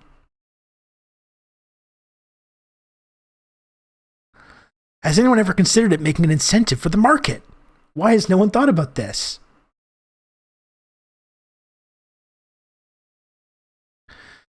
I have nothing against Greta as an individual, but the way she's been turned into basically a brand and sort of a vessel through which the media and politicians can pretend to be engaging with the youths in climate change action, while simultaneously whitening, defanging it, and commodifying it is such vulgar neoliberal theater and spectacle. And yeah, I kind of agree, Crad Babes. Like I think that voice is important, but like at this end, after a certain point, when you're making the connection of like the political leaders, you're only saying the words, but you're not doing anything. And holding these strikes and holding these rallies and marches, but you're not taking that next step. After a certain point, like, I know, I understand she's young and everything, but after a certain point, you do need to take that next step. And start proposing actual solutions, and not just saying, our politicians are not doing it. And then just leaving the next part blank.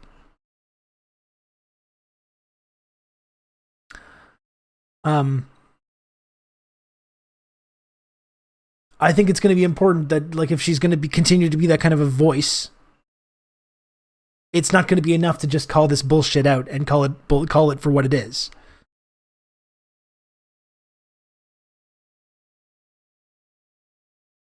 Our carbon price trajectory is one of the most globally ambitious ones, and it's rising to $170 a ton in 2030. In 2030. Meaningful price on pollution designed not just to make life cleaner, but also make life more affordable and less expensive for Canadians. I call on other countries to do the same. Just as globally we've agreed to a minimum corporate tax, we must work together to ensure it is no longer free to pollute anywhere in the world.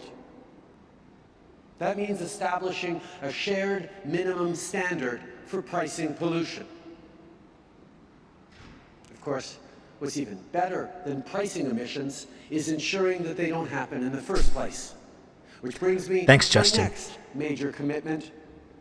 We'll cap oil and gas sector emissions today and ensure they decrease tomorrow at a pace and scale needed to reach net zero by 2050. That's no small Net zero. task for a major oil and gas producing country. It's a big step that's absolutely necessary. To do our part globally, we've doubled our climate financing, including up to $1 billion for the transition away from coal. And to help deal with it, We'll set up this pollution pricing to hurt China as badly as possible so that they won't accept and be blamed for why we can't do it. That sounds about right. Yeah. Giving birth every time you kill someone. Use the computer to mark That's up net zero. the size of the account. how much emissions do these bits create? I'm not sure, but those emissions are okay.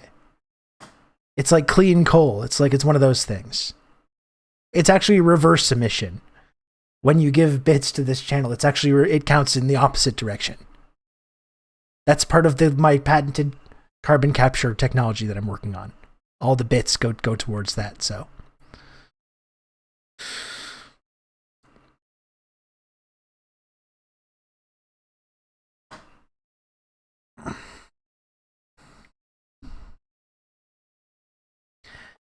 Yeah, okay, so exactly. The way she doesn't challenge the current structures of power and still defers to the current political systems as the only ones capable of fixing the problem, always legitimizing the leaders as the solution rather than a mass uprising to overthrow these leaders, that political and economic system, and institute our own leadership and governments. And yeah, that's it. It's like, we talked about it on the last stream as well, right? The difference between organization. What was the Kwame Ture quote about this?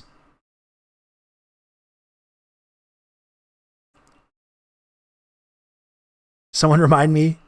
It was organization and not manifestation.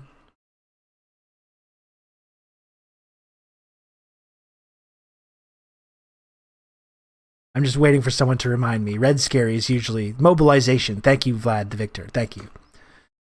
Mobilization versus organization. And, I don't want to say that these mobilizations are not important. I think these climate marches are good. They're good things. I went to the climate march with my son before COVID, and it was a nice experience. It felt good to be there in a crowd of people that all kind of are passionate about this idea. But mobilizations, as Kwame Ture points out, mobilizations are not going to be enough. As long as these mobilizations don't threaten capital, it's not going to be enough. Her solution is to keep asking the people that say no. Yeah, well, that's it. It's like she's correctly pointing out that it is futile to keep asking these people. Like, she seems to be aware of this on some level. But if that's the case, if our elites are not doing anything, or in fact are just saying the words and then doing the opposite thing in terms of legislating, well, then we have to start thinking about different solutions. And part of that, because she does control a lot of, or she has really contributed to a lot of mass mobilization. But there needs to, as I was saying last week, actually addressing this issue, it's not going to be done through voting. It's going to be through militant organization in the midst of this kind of mobilization that threatens capital, because they'll never listen. They're never going to listen to us unless we start threatening capital. That's all. They'll always ignore it. All our precious voting and all our precious mobilizations, it's going to mean nothing as long as we're not making ourselves a threat to capital. And again, with the indigenous blockades and the Wet'suwet'en blockades blocking the Coastal GasLink pipeline, the blockades towards old growth logging, and this kind of stuff, that does threaten capital, and that's why they're treated so harshly. That's why the RCMP goes and violently disrupts these blockades and protests. We might have to vote and post. That's getting really crazy. Oh my goodness.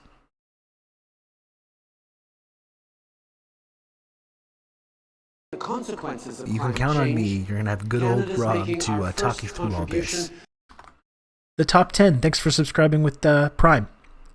Appreciate that. Welcome. Join the Discord. Join the Discord server.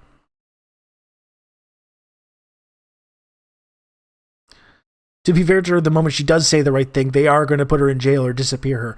Well, that's the thing, Quiela. I mean, other people pointed this out. As soon as she starts talking about these kind of solutions, that's when the media narrative about this and all the libs that have given her these kind of head pats, that's when their tone is going to shift drastically as soon as she starts making these kinds of observations.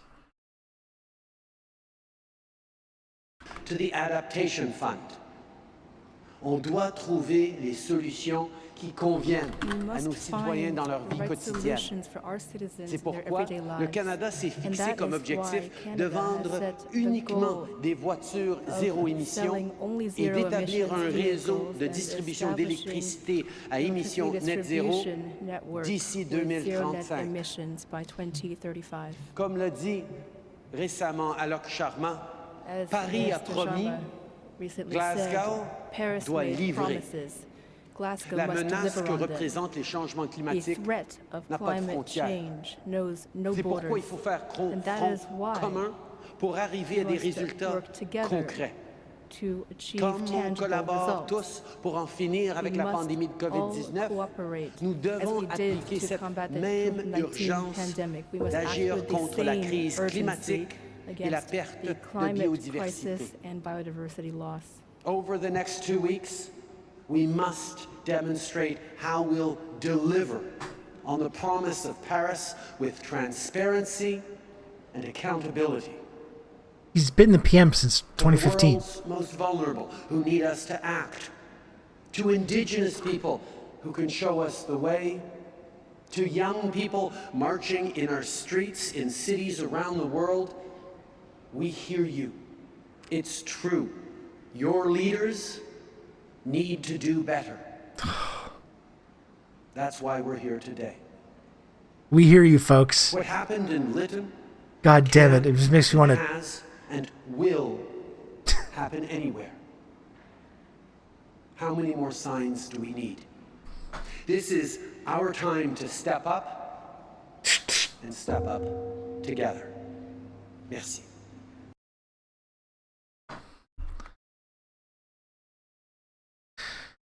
That's a little alarming, though, because he said that we hear you, but does he see us, though? That's the question.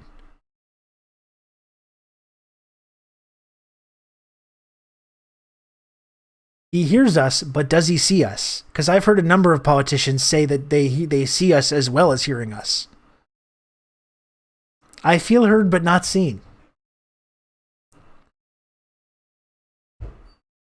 I feel heard, but not seen. That's unfortunate. At least he's got that poppy, that's right.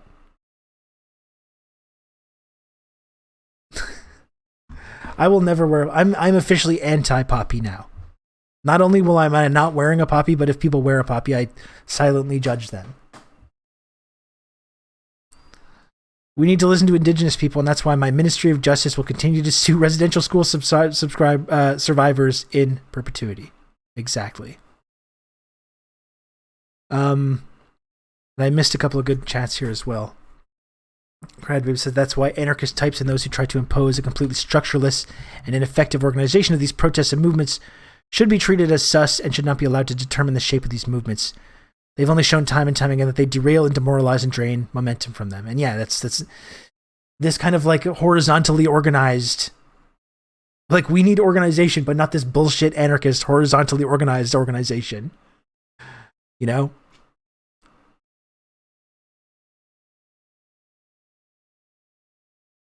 Paris is not just enough or ineffective, but is actively harmful. It will be the death of us. Paris has allowed these countries to act like they're taking action without actually having to take action. They can avoid taking the action needed on the scale needed.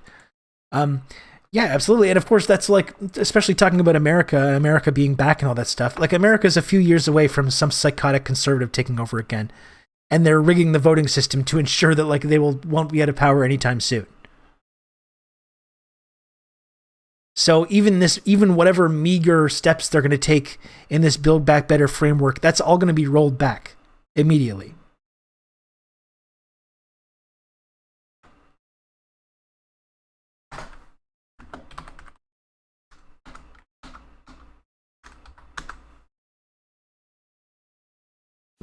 Becoming conscious is linked to mobilization and organization, something we mentioned last year.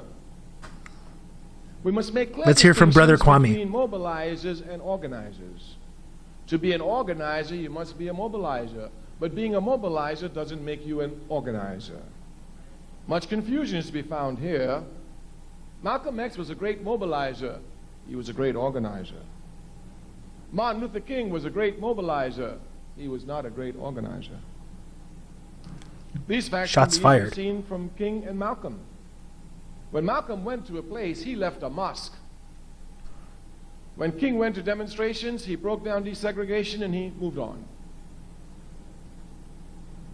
As a matter of fact, King was not concerned with organization to the point that even though he was the most popular Baptist That was preacher a in poor America, choice of words. without That's the true. shadow of a doubt, and probably beyond the shadow of a doubt, the most loved, he could not become president of the National Baptist Convention.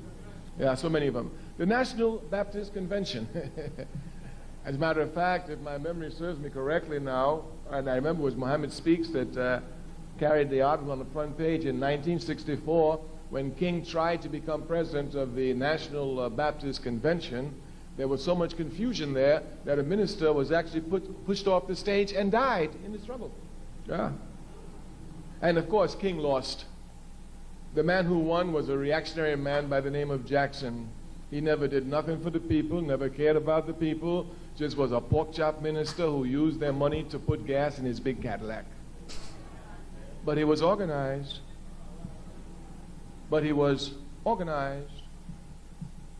We say that we must come to know the difference between mobilization and organization because the enemy will use mobilization to demobilize us. Crad babes, this is kind of what you were saying, right? Very, very easy. Because since we're people who are instinctively ready to respond against acts of injustice, anytime there's one little act of injustice, we can blow it up and we'll find people who come and make some mass demonstration around it. Miss Sally lost her job. Let's rally. She'll get her job back. People will come and rally. So-and-so got kicked out of school because the teacher's unjust. The people will come and rally. They will come to rally at issues. And this is what mobilization does. It mobilizes people around issues. Those of us who are revolutionary are not concerned with issues. We're concerned with the system. The difference must be properly understood. Mobilization usually leads for reform action, not to revolutionary action. If we would look scientifically... Look at like those George Floyd protests. Great example. Like we were talking about this the other day. Largest protest movement in American history. And what did that actually change? Nothing, really. Police departments across the country got more money. One cop went to jail. The cop that killed George Floyd went to jail for murder. They got blackface episodes taken off of streaming services. And then you have and that's the thing, I don't want to take away from that. I don't want to take away from the fact that that was an incredible, inspiring mobilization, that a lot of people did put their bodies on the line, put their futures on the line to participate in that. But that's it. It's always being done, though, in this kind of like market-based framework. So great, you have Black Lives Matter has turned into this big kind of multi-million-dollar brand. You've got NBA players wearing Black Lives Matter t-shirts. Okay, great. That's good. What is that? The fundamental issue of the police murdering black people with impunity, has that abated in any way? No.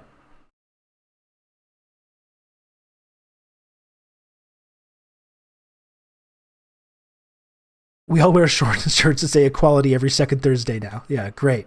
There we go.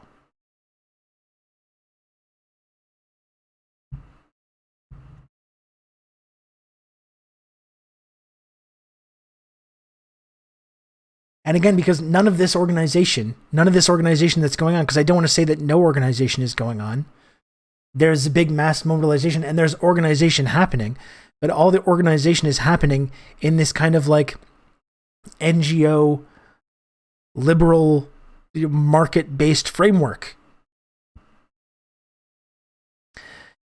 And you saw the one facet of those George Floyd protests that did threaten capital was the NBA borderline strike that happened. And you saw how quickly that was shut down. Because then we were talking about billions of dollars. And you see how quickly their moves were made to ensure that didn't progress. And Obama contributed to that as well. I don't want to say Obama broke the strike. I think that's a number of people took away from that. That wasn't my impression. And obviously you can tell from this stream that I'm not like, I'm very critical of Obama, obviously. And he definitely contributed to it. But I do think it was more LeBron James and Chris Paul and the like powerful members of the Players Association that shut that down. And then Obama kind of gave it a rubber stamp. He put his little spin on that to kind of give them the okay. I'm sure he contributed to it, but ultimately that I think that there were players that wanted that to continue. And there were tons of players that didn't want to. Yeah, well, and that's the thing. It's like then we're talking about millions of dollars, billions of dollars. And that's why they moved to shut that down right away. And okay, so you got to still play, but listen, you can put like education reform on the back of your jersey, or we are all one, or whatever. And we're going to have Black Lives Matter branding when we do post-game interviews and stuff. And that was the kind of concession. Whereas the system, the actual system that's perpetuating this issue, that continues. That continues unabated.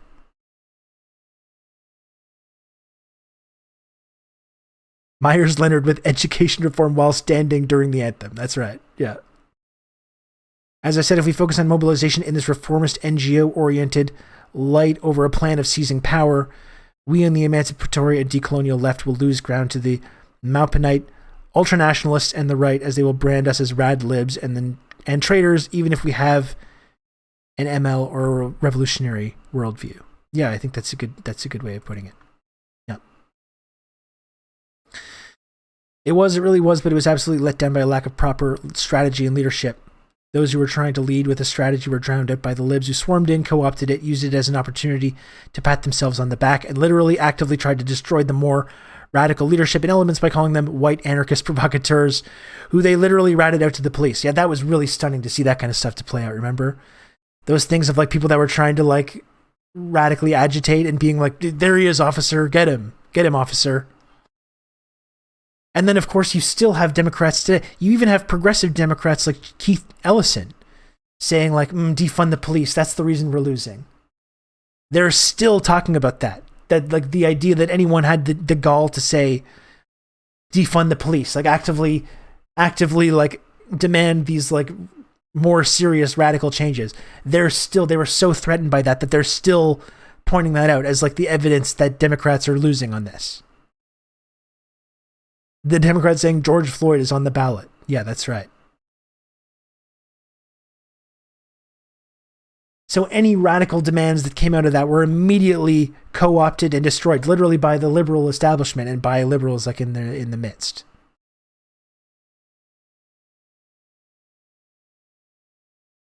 Let's catch the rest of this clip here. This is such an important point. I think this helps clarify a lot of this stuff.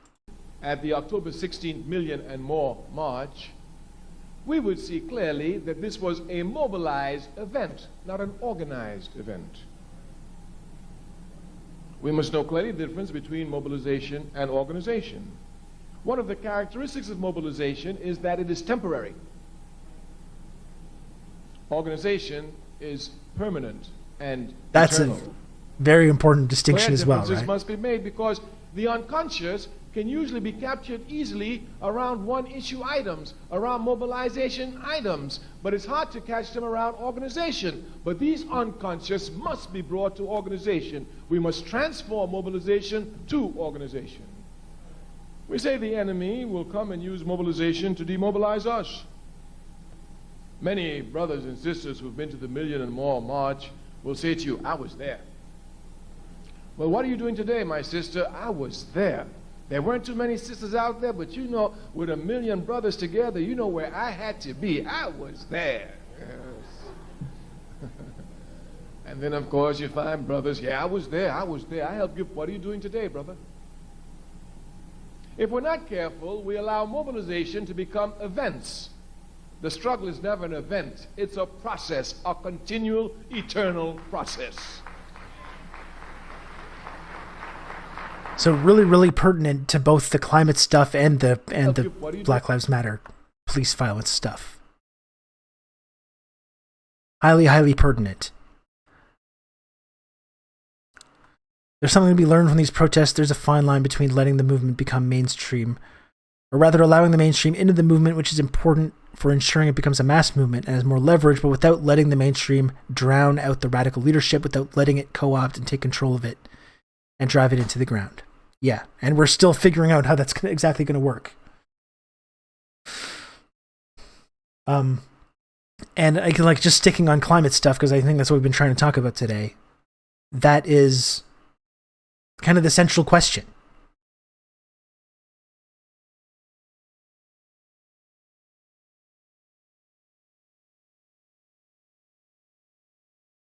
You know, is this going to lead to militant organization that actually threatens capital? Good old That's Rob the question. To talk you through all this. Neon Zombie, look at that. Thanks for the Prime sub. There we go. That's also another form of organization, by the way, is subscribing to this Twitch channel. That's doing politics. Many say this. It's an important political direct action. Direct action gets the goods. Neon Zombie's doing their part. Thank you, Neon Zombie. Enjoy the emotes. Many people say that this channel has the best emotes on this entire platform. As soon as cops were taking knees. I remember there was that one guy that just like showed up randomly.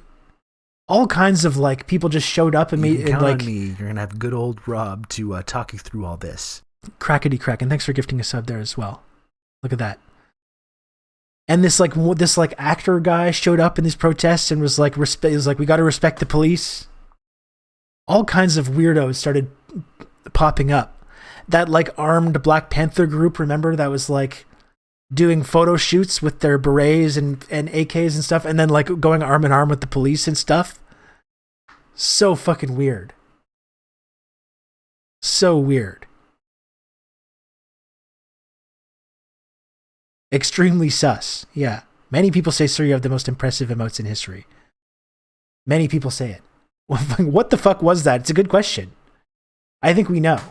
I think when actors start showing up and doing this kind of thing,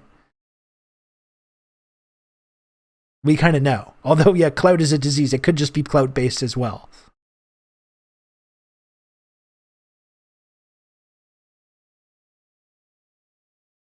The Umbrella Man. That's right. And then when everyone was pointing out, well, this guy's obviously a cop, it was like, oh, what's this tinfoil hat conspiracy theory? Look at these conspiracy theorists theorizing that possibly the police are involved with escalating these peaceful protests into more violent situations. How dare you suggest that?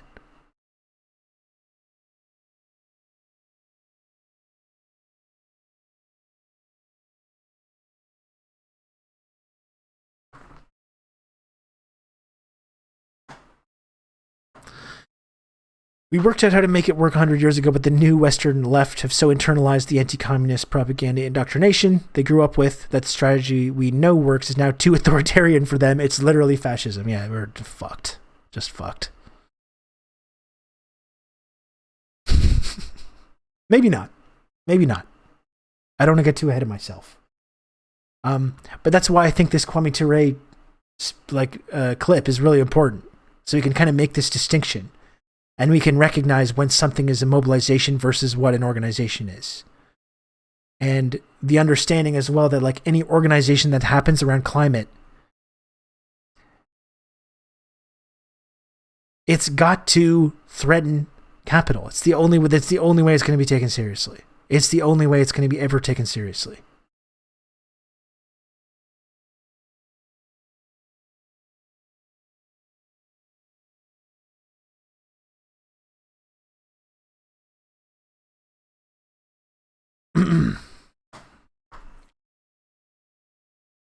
What do we got next? Is there any more climate stuff? Is there any more COP26 stuff we can take a look at?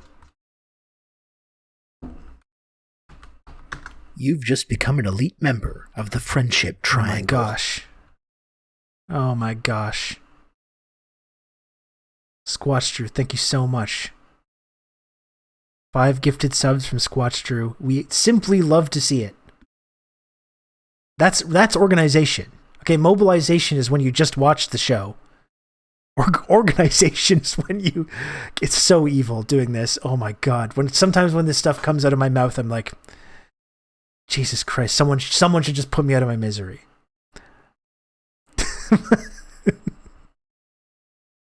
Mobilization is when you watch the show. Organization is when you're gifting subs like Squatch Drew.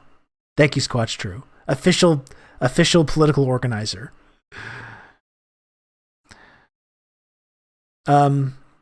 Are you telling us... No, I didn't watch the Terry Crews thing because we've just been focusing on climate stuff mostly.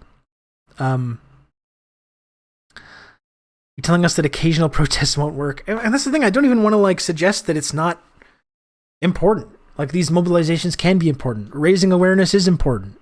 You know, it's not meaningless. But is it going to create the kind of change that we really know that we need to, like, just really stop the problem? You've just That's become the an question. elite member of the Friendship Triangle. Oh my goodness, Adobe cult. Oh my goodness. Look at this hype. Adobe cult gifting 5 subs as well. Jeez. Thank you, Adobe cult. Thank you so much.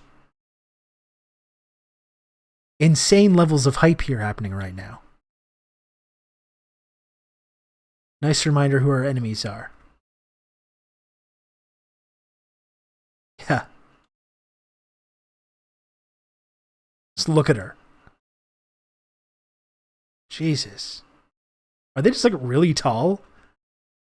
Is she... What is this, a wedding for giants?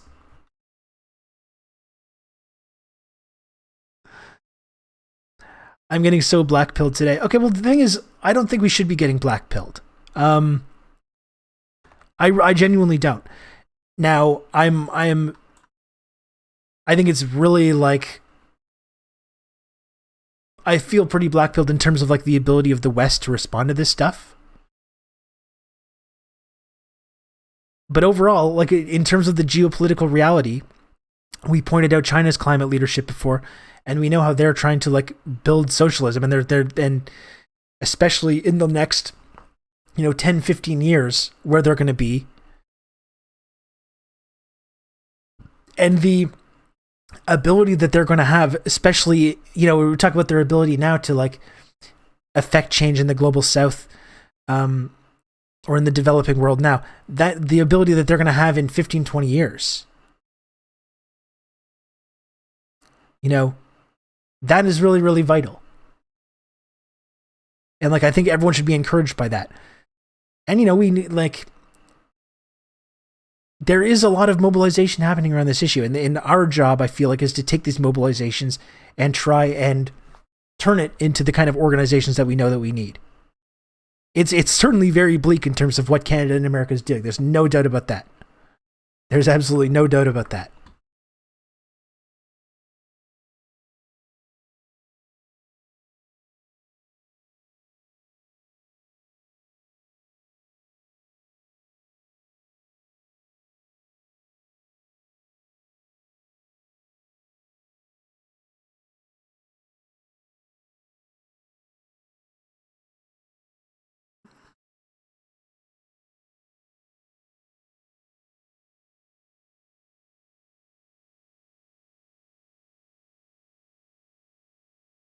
Thanks, AOC. I'm glad she's really focusing on fixing the problems here.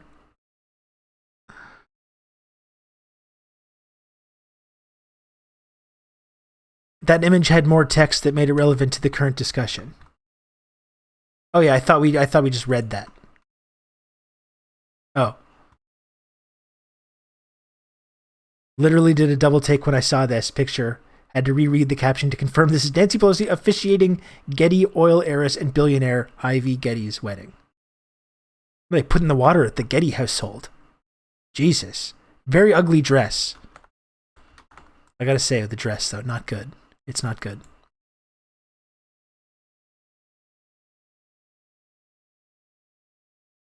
She got her iron brew. No, but you know what I mean, though? It's like, I'm obviously very pessimistic about the West's ability to confront this, but I do think the rise of China as a global hegemon is something that we should all be really encouraged by. We talked about the leadership that they're showing on this issue.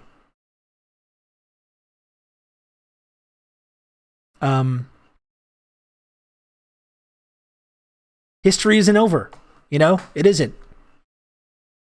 And if we don't trust our leaders to do the right thing, we can... No, I didn't say China. That's not true.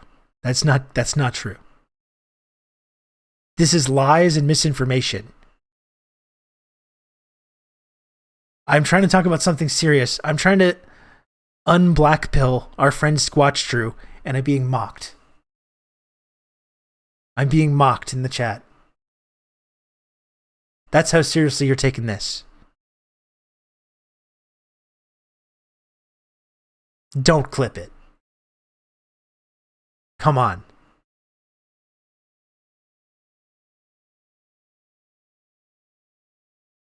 Don't you think we might be putting too much of our faith in China? Well, I mean, okay, so definitely we need to be doing whatever we can in the West to create and spread the kind of organization that we need, definitely.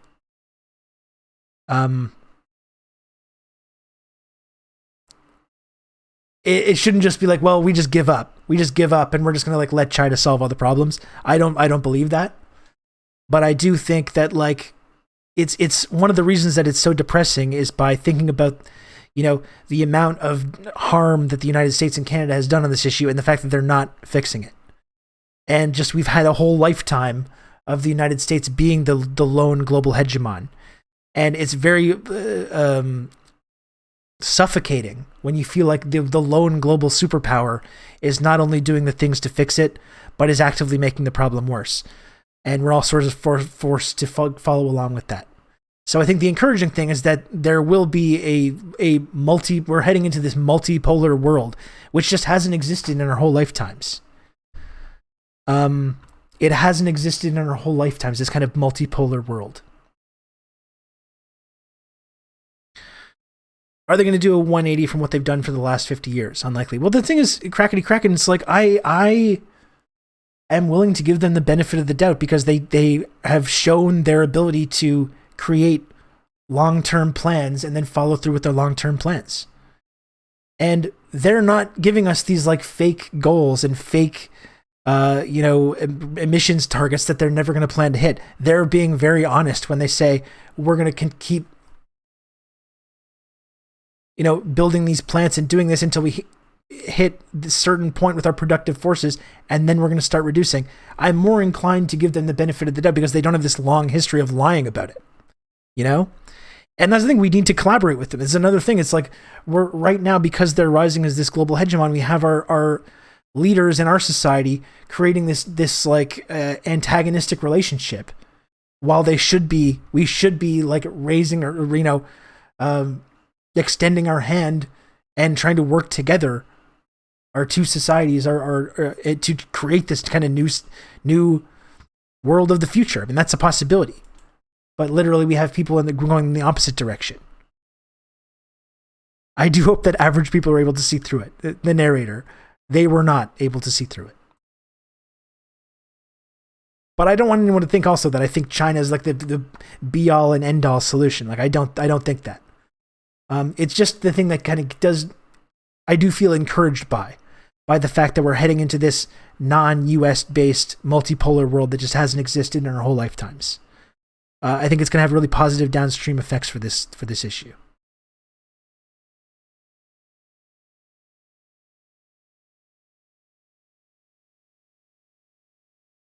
She got her iron brew.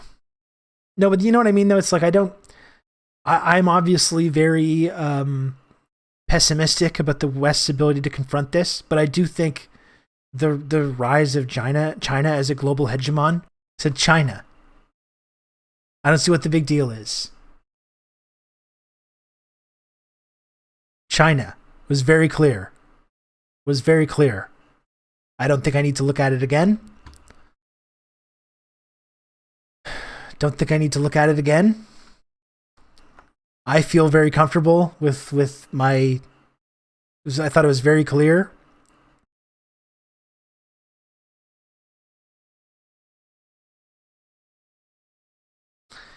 We shouldn't rely on China, yes. Does that mean we shouldn't support China? No. However, we need to also understand that from our opinion in the Occidental Hemisphere, we can only fight xenophobia, fight anti-communist sentiment, educate people, and fight for self-determination. Very, very well put. Very well said. Sebs.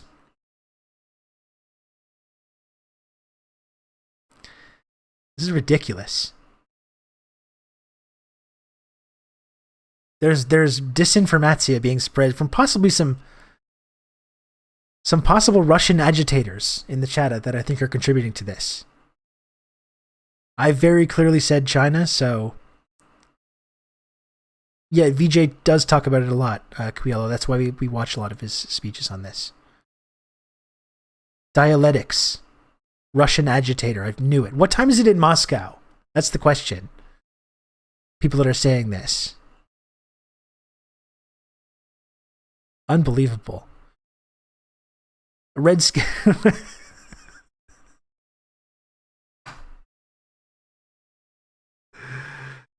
Going full Rachel Maddow on the Gina allegations. Absolutely ridiculous. And frankly, childish. Let's call it what it is.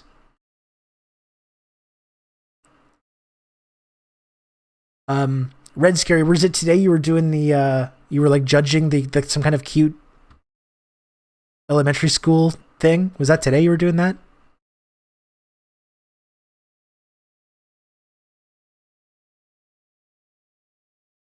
How could we forget Louise Mensch? How could we forget Louise Mensch? One of the all-time iconic tweets about Steve Bannon. He's been arrested for espionage. I am pro-life and I take no pleasure in reporting this. Really, in hindsight, I mean, the Russia stuff, very analogous to the QAnon stuff, isn't it? It was really just the liberal QAnon, all that.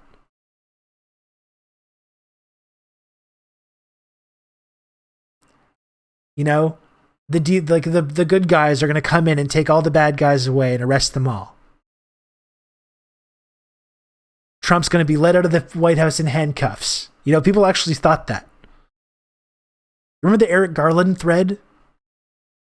You think Obama and Hillary just abandoned us to this Trump guy and just went jet skiing? Oh ho ho, fuck balls. Or whatever he was saying. Listen up, home slice. I'm going to break it down for you how that's not going to happen. And all these people were like, thought it was great. All these 50-year-old wine moms suddenly becoming experts in intelligence and counter-sabotage and Russian secret services. That was amazing.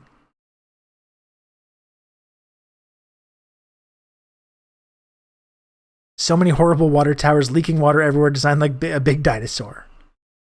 Those fucking elementary school kids just messed it up. God damn it. Can't do anything right. Let's talk about some game theory. Listen up. Listen up, friendos, or whatever it is. 2016 just melted everyone's brain, mine included. I don't want to set myself apart from that. It certainly melted my brain as well.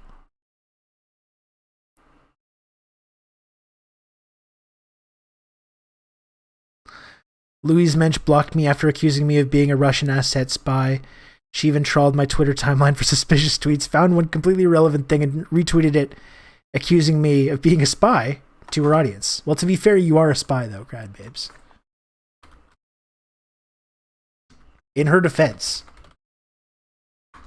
Yeah.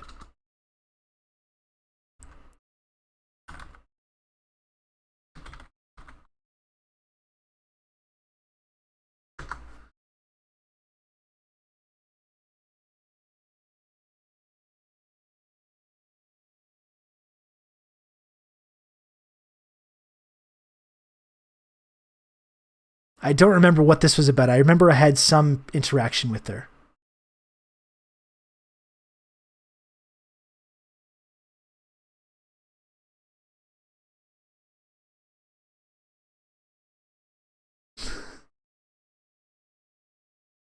Something with the defund the police.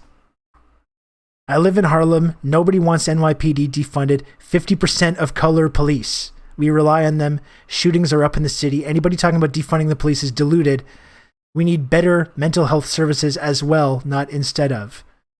And I said the NYPD budget is $88 billion, and yet these shootings are still happening. They don't seem to be helping too much. So that's like saying despite NYFD existing, we still have fires. Well, no, it's not like that at all, but okay. Your comparator is only what would it be like without them. When poverty rises, crime rises as night follows day. Trump's increase of poverty via COVID-19 equals more crime. Need our diverse NYC police more than ever. All these guys, these NYC police that she's fucking talking about here love Trump. Like, uniformly, absolutely loved the guy. Absolutely loved the guy.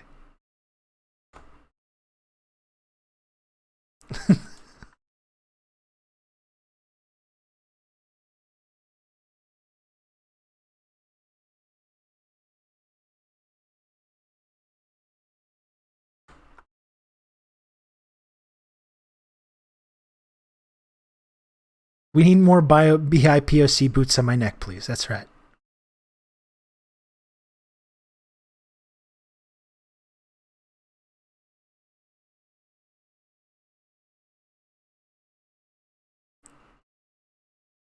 Elon Musk blocked me for mocking his understanding of socialism.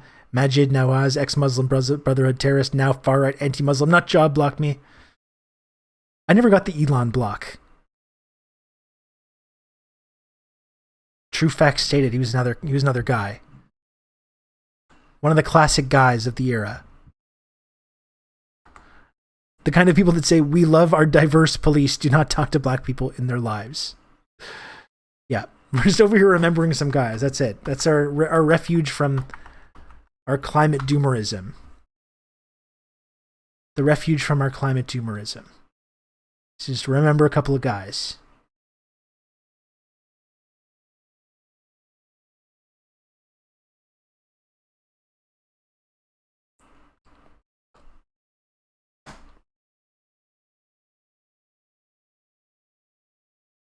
And it's Transport Day, COP26.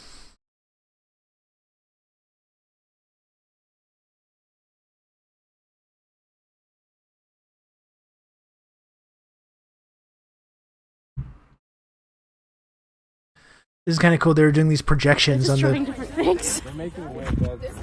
location. Oh, that's another one. Net zero.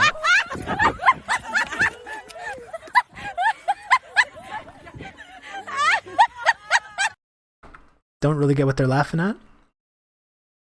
Okay. I wonder if there's something we can look at about net zero.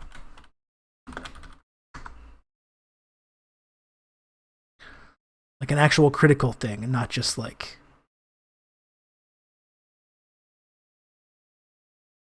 Like, you know, when the International Energy Agency is talking about net zero, you know it's fucking nefarious.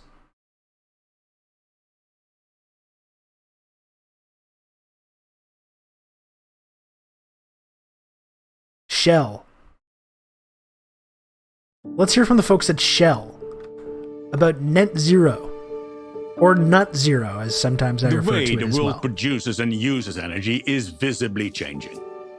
Let's hear from our friends at Shell. But to meet the most ambitious goals of the Paris Agreement, change needs to happen faster. Shell is becoming an energy business for the future, and it's playing its part to help drive that change.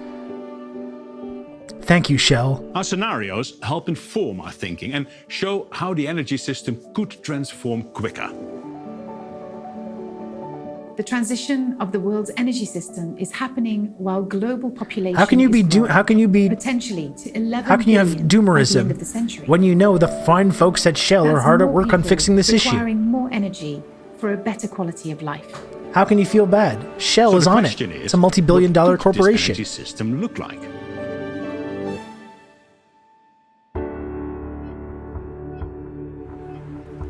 For the global economy to achieve net zero carbon dioxide or CO2 emissions, electricity, primarily from renewables, as well as hydrogen and biofuels, are expected to be important in the future energy system. Shell scenarios. See, we were feeling bad, but now we can start to feel a bit better. To help make better decisions today for tomorrow. I feel better already. Our newest scenarios, Waves, Islands, and Sky 1.5, are all on a path towards net zero CO2 emissions, with energy systems. You thought the Sky was one thing. Well, guess what? We're headed towards Sky 1.5. Not quite 2.0 yet. Sky 1.5, though. This isn't your grandfather's Sky.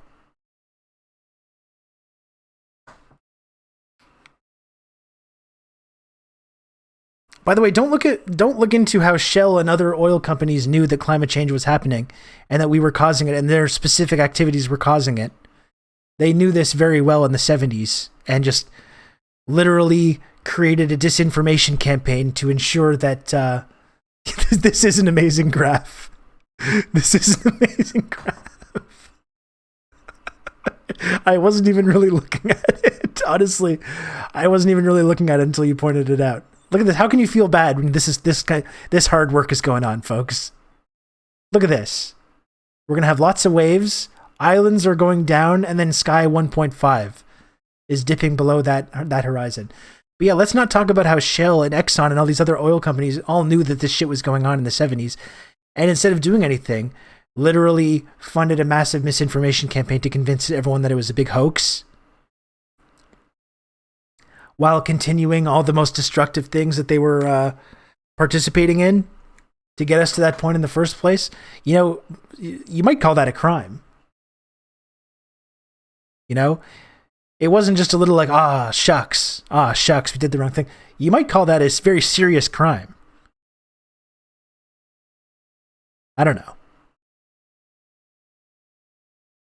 Who am I, though? Who am I to say that, like, the executives that were responsible for this deserve to have terrible things happen to them, deserve to be thrown in prison, deserve to have their possessions taken away, you know, deserve other things as well. You know, who am I? I wouldn't say that. I wouldn't personally say that.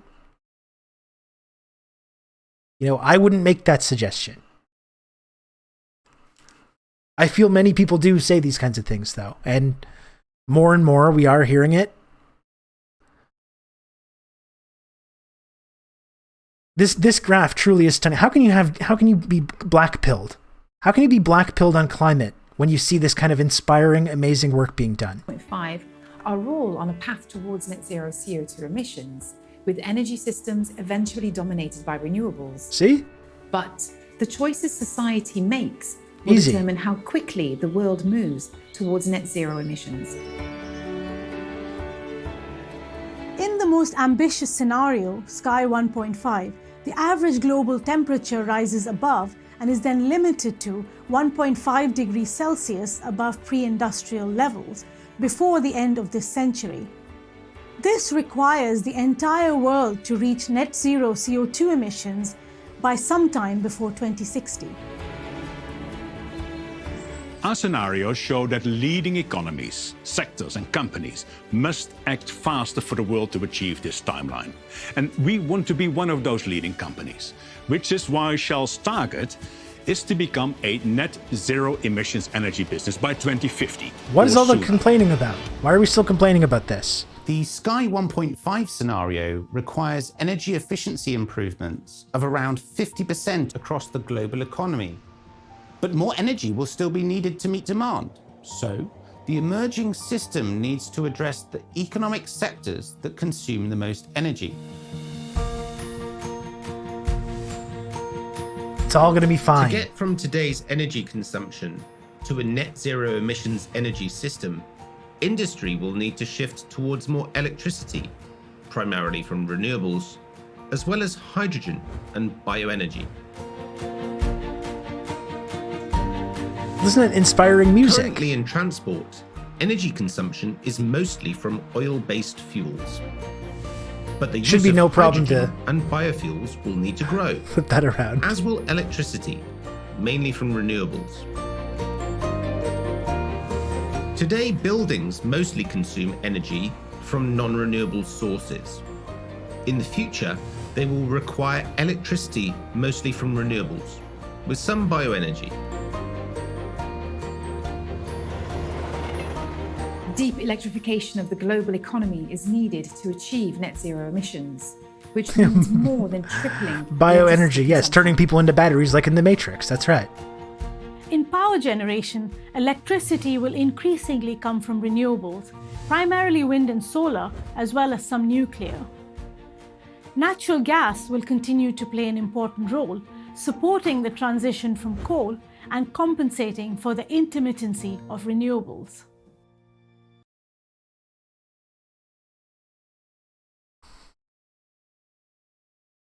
Well, I feel better already, everybody. See, we don't need to be doomers. We don't need to be black-pilled. The fine folks at Shell are on top of this. Listen to that inspiring music. We really dodged a bullet there, exactly. Everything's kind of under control. I was afraid natural gas wouldn't play an important role for a second. Don't worry about that. They got that under control. We're getting net zero pilled over here. I feel great.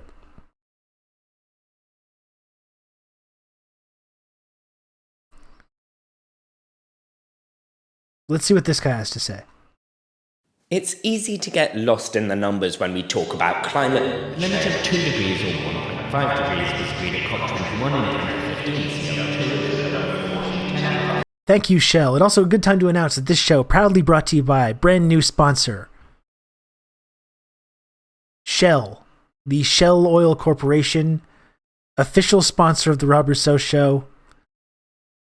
We love them. That's our family, and they're doing the right thing. They're going to get us to net zero, and everything's going to be fine. Thank you, Shell. Just going to start guzzling Shell oil instead of rain. More like shill. Oh my gosh. Shell cares about you, folks. A better life awaits you at Shell, the Shell Corporation. Thank you, Shell. But there's one number that is very easy to get your head around.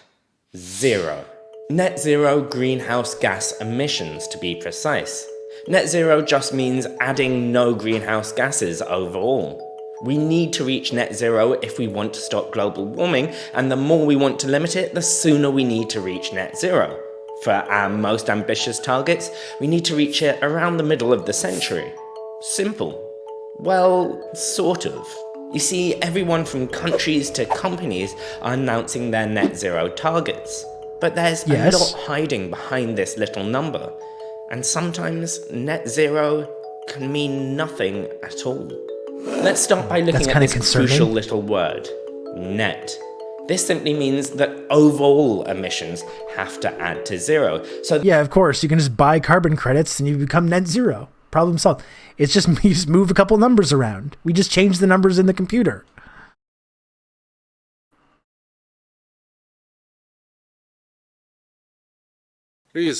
Okay, this is cool. We're going to look at this after. This is great. Thanks for sending this. And this is exactly what I was just saying, right? About the response to doomerism. I want to continue watching this guy's video, and then we're going to hear from friend of the stream, President G. There can be some emissions, they just need to be cancelled out by absorptions, say by planting trees to suck carbon out of the air. But not all net zeros are created equal. Some are cast much wider than others, and some have much just get his CCP sponsorship. Believe me, I'm trying. Through. Take my own country, the UK. I've done a lot of pro bono shilling for the CCP, and I'm hoping eventually it's going to buy me some kind of credibility with these guys. You know, I'm happy to do it pro bono, but eventually you're going to have to start reciprocating a little bit. You know? Even if you can't finance the stream, just you could give me some kind of award or medal to recognize the work that I'm doing on this. You know, it would be nice. That's all I'm saying. It would be nice if they demonstrated some kind of thankfulness for the work that I'm doing here to shill for them. Would shouting you out in a tweet suffice? It would be a good start. I would take a CCP lapel pin. I'm bought off very easily. Believe me. I will sell out very soon, like the highest bidder. It's not going to take a lot.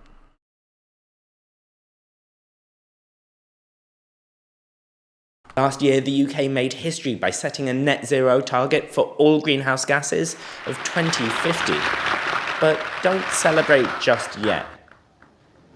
The fine print shows that the UK is happy to make others do the hard work. The target allows the UK to get other, poorer countries to clean up our mess, absorbing the carbon dioxide that we're emitting. The whole world needs to get to net zero as quickly as possible, so giving other countries the burden of helping us hit our targets isn't going to help get this global job done. No, it is not. But there's another problem, quite apart from loopholes. Words are cheap. How much would it cost to reduce my emissions in all sectors to zero? That will cost many billions of dollars, sir. Would you like that net zero plan gift wrap? Okay, I really would rather not spend that much. It is a very good investment though, sir. I think you'll find that the benefits far outweigh the costs. But how much would it cost to just say I'm going to reduce emissions in all sectors to zero? Hey Arno, what's up? Welcome. Well, sir, that would be free, but of course... Great, I'll do it. Once again, my own country is sadly a great example of Nice this. plants. Yes, This it's guy's got a lot of amazing that we've plants. set this I like that. target, and yes, we're making great progress in cutting emissions from electricity. But hitting this target means cutting emissions in all sectors. That includes flying. Thanks for gifting a sub, Comrade Social Distancing. Hell yeah. Thank you so much. To Fidel Klenko. Food. He's doing his and part our to get to net zero. That's Flipping right. homes. And you may have noticed that these changes are not underway in the UK. In fact, thanks to slow progress in these areas, the UK was already on track to miss its old targets by a wide margin, never mind heading towards net zero. So we should be cautious when a country claims a climate target like this. But what about a company? And not just any company. Like Shell. A fossil fuel company. Well, BP, who This motherfucker better not be telling us that Shell was lying to us. I will lose it. How dare you, sir, impugn the integrity of the Shell Corporation, the sponsor of this very stream.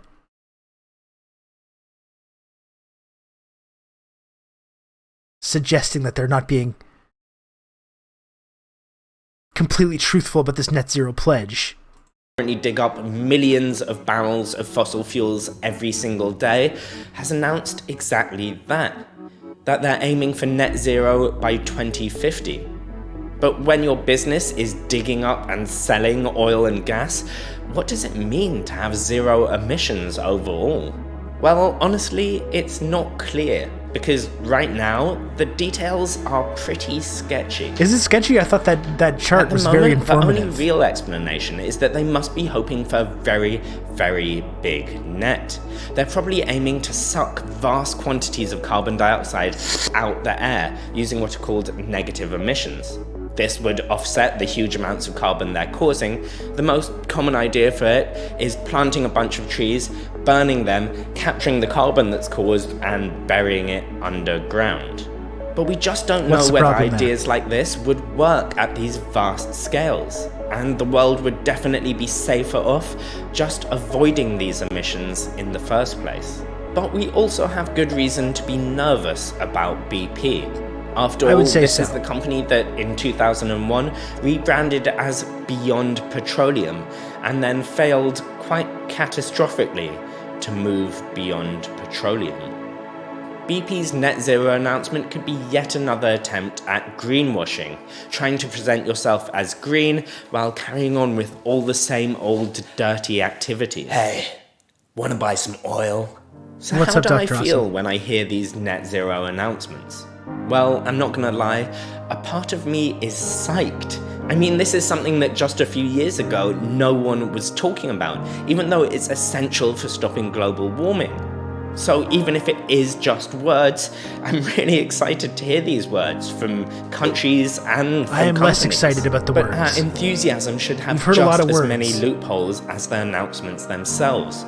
Because if we're not working hard to end our emissions, then these announcements really do mean zero. Yes, they do. If you're feeling worried that we've left it way too late to tackle the climate crisis, then... So let's hear from the friend of the stream, hopefully eventual sponsor of the stream, President Xi of China. 绿色低碳转型是系统性工程，必须统筹兼顾，整体推进。没有发展就不能聚集起绿色转型的经济力量，忽视民生就会失去绿色转型的社会依托。我们要准确理解可持续发展理念，坚持以人民为中心，协调好经济增长、民生保障、节能减排，在经济发展中促进绿色转型，在绿色转型中实现更大发展。 The last part there. 在经济发展中促进绿色转型，在绿色转型中实现更大发展。That is kind of part of what I was saying before, though, is China's rise as a global hegemon and taking a leadership role, because it's not just about what China's doing themselves, but about development in the third world. And, you know, their vision for development is not only a more equitable exchange for these communities, because this development isn't just happening in order to extract as much capital as possible from these countries while then just leaving them to fucking die afterwards. But is actually done with this kind of sustainable development in mind. And that's kind of what I mean about their rise as a global hegemon. It doesn't mean that they're going to bail everything out, but it's not just about everything that they're doing. It's about taking over that role from the United States and from the former colonialist countries of shepherding this third world development. And like their vision of that is a lot more sustainable and a lot more equitable than what the like neo-colonialist version has been that we've been responsible for decades now.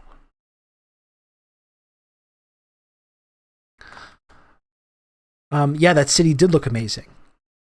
It's some of the things that they're building right now are just completely fucking extraordinary. Okay, so you say I'm from France. Bonjour. Question to the community. I'm not sorry. I didn't mean to be insulting. I actually do speak French, but then when I went to say something, my brain froze. I'm not much aware of eco-urban projects in UK, but here in France, we have a few initiatives aiming to build resilient cities and local industry, local goods, no more cars as best as possible to help achieving lower carbon level. Honestly, I think it's the only option. Well, yeah, I guess you're right, Arno, that it's the only option in terms of this sort of Western vision of it, is market-based vision. It's certainly better than doing nothing. I mean, that's one of the frustrating things about Montreal. Montreal should be, I think, be a global leader on this issue. And we elected a mayoral candidate who kind of talks about climate, and it's really like hasn't really done anything to take really concrete steps other than like promoting like bike lanes and stuff like that. Like not really, there's so much more experimental stuff that could be doing in terms of urban development, which we're seeing in China right now. We could be seeing it elsewhere. And I don't think we're seeing it enough.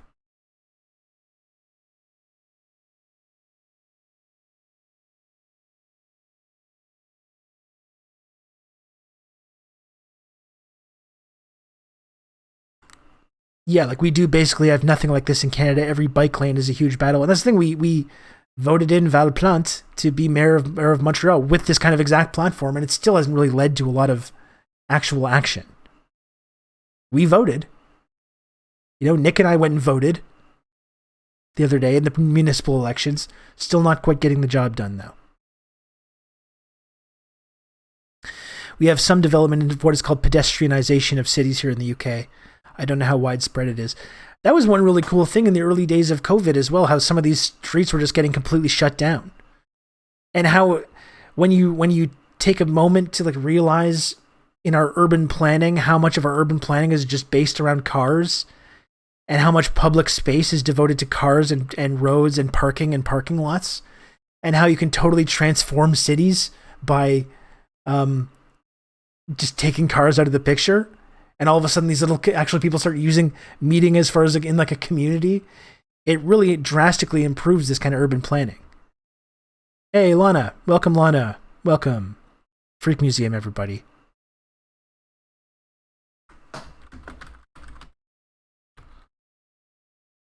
Did I do this right? Oh, yes. Okay, it worked. Have you been streaming a lot lately, Lana? I don't know. I haven't seen you pop up. I think we have different schedules. We have somewhat different schedule. I'm finally awake when this is on. It would have been good to have you today, Lana, as well, because we've been getting severely blackpilled over here. We've been getting severely blackpilled today, talking about COP26 and Obama lecturing us about not voting enough and stuff.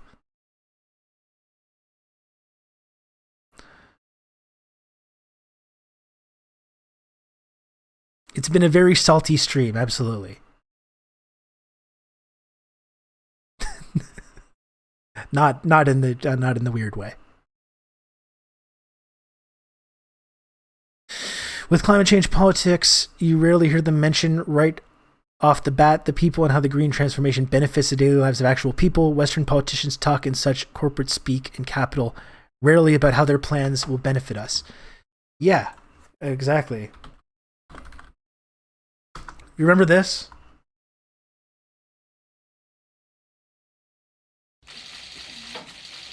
To follow up, is the Green New Deal proposal a useful basis? I haven't, quite frankly, I haven't seen it, but I do know that it's enthusiastic, and we welcome all the enthusiasms that are out there. We love your enthusiasm. Lots of friends to see, so my apologies for running a little past that time. So time is of the essence. We welcome the enthusiasm that is there. The Green New Deal points out the fact that the public is much more aware of the challenge that we face, and that is a good thing because the public sentiment will help us pass the most bold common denominator, the bold initiatives with the interest in but not the Green New Deal, saving the planet while we create jobs, protect the health of our children, and pass the planet on in a very serious way. I'm very excited about it all, and I welcome the Green New Deal and any other proposals that people sentiment will. But not the Green New Deal, though. We're not going to be doing that. I've been streaming, but mostly late at night. I just haven't been on Twitter. Good for you. Good for you, Lana. Twitter just is awful. It's an awful place. Good for you. This comment by G might seem like, yeah, no shit, and meaningless, but as I said above, it's significant in the sense that it's a departure from China and other developing countries' past stance where they were reluctant to cut down on fossil fuel use, seeing it necessary for their development and correctly believing it is unfair for developed Western countries who got to exploit fossil fuels for their own development to now deny developing countries from having the same advantages. Yeah, and that's why I'm inclined, Cradbabes, to kind of give them the benefit of the doubt at least, because he's saying specifically it's like we need to still grow our own development to the point where we can start having the impact that we want. We can't just arbitrarily stop developing our economy and stop developing all these things that we're doing now to appease these Western governments that are lecturing us, the ones that caused the problem in the first place. Like, we need to build up our productive forces to a point that we can start having that kind of impact. You know? That's the kind of line that I feel like they're trying to walk. And like I said, they don't have a long history of broken promises on this, like the West does, like Canada does with the US. So even though they might, maybe it won't work out the way that they want to, maybe, it'll be a fucking disaster, but I'm still more inclined to give them the benefit of the doubt because they don't have decades and decades of meeting these lofty fake targets and then just not doing it like the West does, or saying, well, we have to do this and that, and then just not doing it. You know? That's why I'm inclined to sort of at least give them the benefit of the doubt to see where it goes. Yes, Lana, I saw how everyone was dunking on Luna because of her 500 square meter rice field. Luna is just such like a nice person. Like the amount of vitriol she gets from people is like fucking weird to me. It's really bizarre.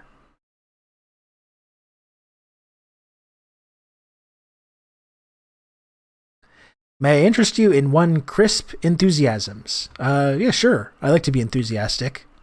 Absolutely.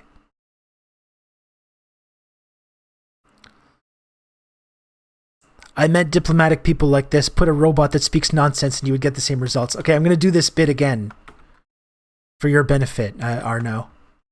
Okay, if I can find it. Where is it? R.I.P. Dean Stockwell again.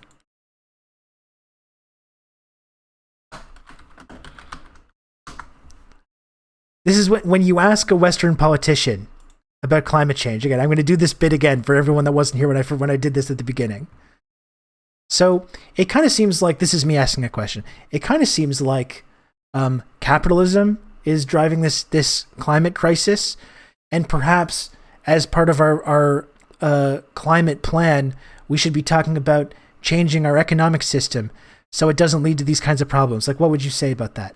Oh, absolutely. And I do believe there is something to be said about this sort of, how do I put this, willing ignorance, right? This sort of duality between that consciousness of being aware in such manner and yet readily marginalizing that intersectionality. It's very profound. These these conversations are intrinsically multifaceted, right? There are different angles to be looking at this from, and it's crucial to juxtapose that contrast within those realms of varying perspectives. And it's sort of the case where, are we asking ourselves the right questions, or are we all just sort of victim to the cause itself? It's suffocating, to be quite frank. It's paralyzing. But having these conversations is extremely, extremely vital in fundamental change. Oh, absolutely. And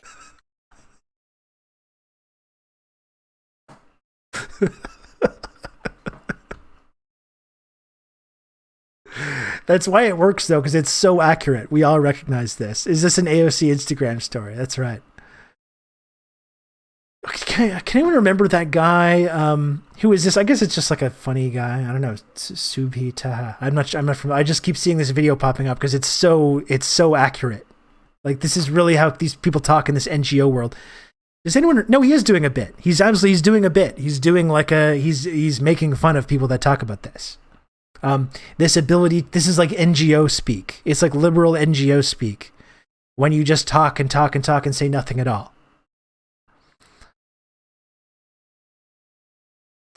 I'm trying to remember, do you remember,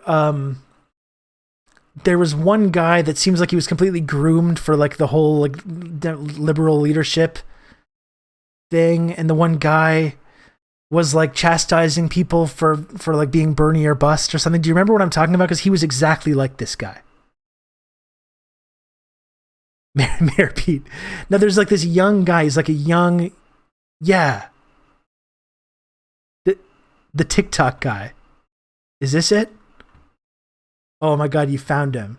How did you? That's so amazing that you found this guy.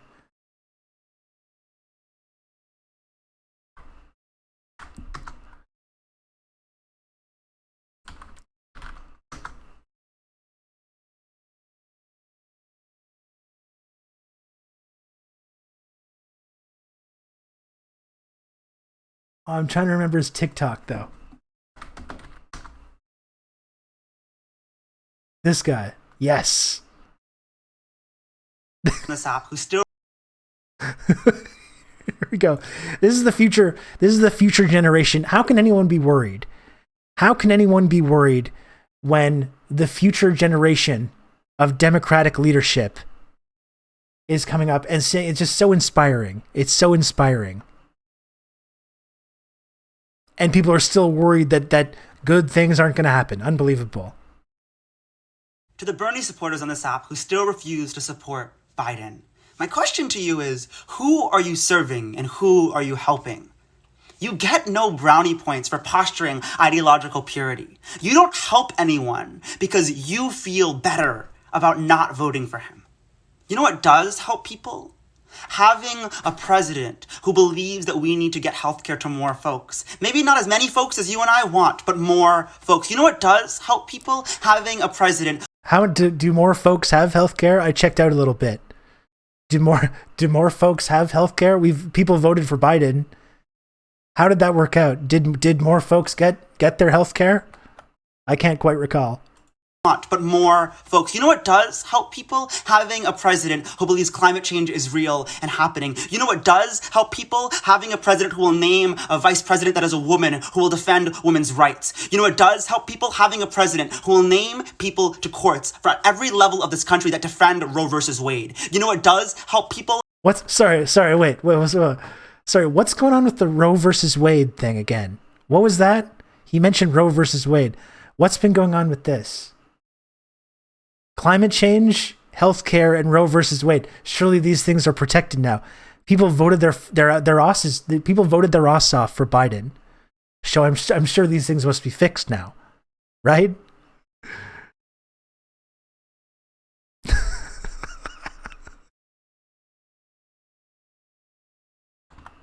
Having a president who believes in increasing welfare. It might not be everything that we want, but some progress is better than no progress, and we can't claim to care about issues if we don't support them right now. Enough with the bullshit, period.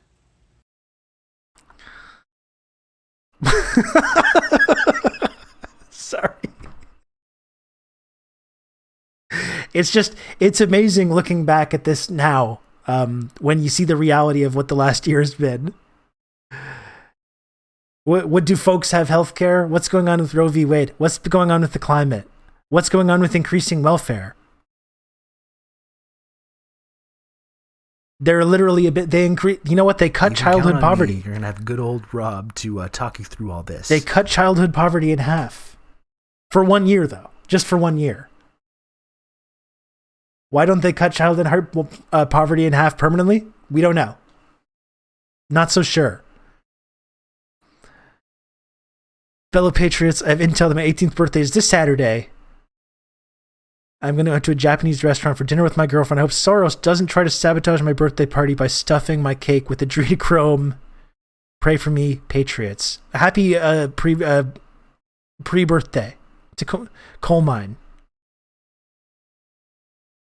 I'm sure Soros is going to just make sure you're not followed. Whatever you do, when you go to the restaurant, just make sure if you have a tail, you want to make sure you ditch the tail, okay? So there's going to be no freaky stuff going on there. That was actually a misleading headline. They just cut a child in half. That was right. That wasn't totally accurate. It's just amazing though. And this is that exact cadence, the NGO neoliberal cadence.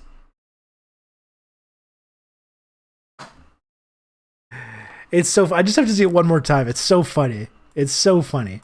To the Bernie supporters on this app who still refuse to support Biden, my question to you is, who are you serving and who are you helping?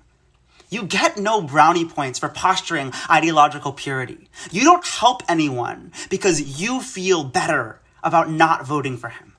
You know what does help people? Having a president who believes that we need to get healthcare to more folks. Maybe not as many folks as you and I want, but more folks. You know what does help people? Having a president who believes climate change is real and happening. You know what does help people? Having a president who will name a vice president that is a woman who will defend women's rights. You know what does help people? Having a president who will name people to courts for every level of this country that defend Roe versus Wade. You know what does help people? Having a president who believes in increasing welfare. It might not be everything that we want, but some progress is better than no progress, and we can't claim to care about issues if we don't support them right now. Enough with the bullshit, period. He said the bad word. This guy is the CEO of a company run by Zoomers that helps boomer companies how to better cater to a Zoomer market full of liberal progressive BS. Amazing. How can anyone be worried about the future when this is the hands that the future is in the hands of these fine folks? I guess this guy just gave up on tweeting.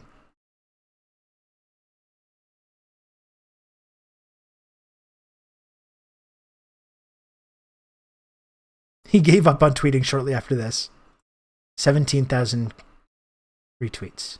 Probably a couple of quote tweets on there. Well,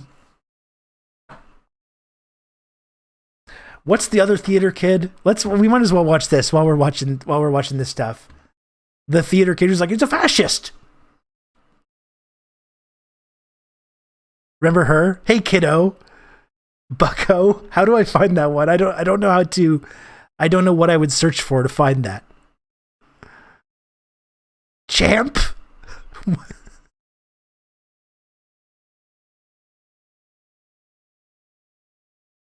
Republicans, what are you going to the riots around the Capitol building? What is this?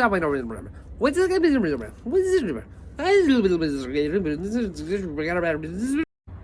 Republicans. By their white supremacy. Oh boy, this is after January 6th. For far too long, as Republicans have tried to justify their white supremacy with claims of simply being anti-riot and pro-law and order and pro-patriotism. But on January 6th, we watched white supremacists, Trump-supporting domestic terrorists, storm the Capitol, trying to stage a coup not based on a shred of evidence to justify their claims of election fraudulence. And we are now seeing Republican lawmakers trying to distance themselves from that violence.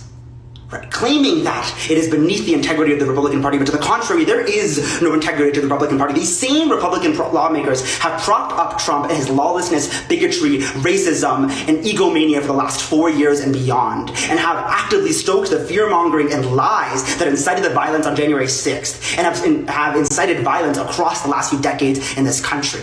And so what happened on January 6th defines the Republican Party, even if these folks are now suddenly waking up with a conscience.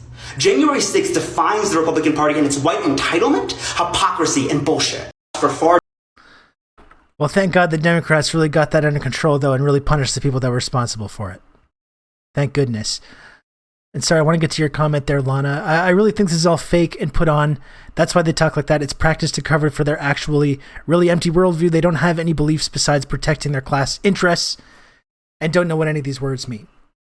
Yeah, and it comes back to what we were talking about at the very beginning of the stream, too. The idea that Obama has talked about, where it's just the only thing we can ever do is vote. And even Obama in his statement, and maybe you can put it on again at the end, too, just to like really drive it home. The idea that like all we can ever do is vote and put pressure on politicians. And even then, Obama admits that like, and it will probably not be enough. And that's the only way we can ever do anything. It's the only way we can ever move forward is just by voting and understanding that even by that we're always going to be disappointed.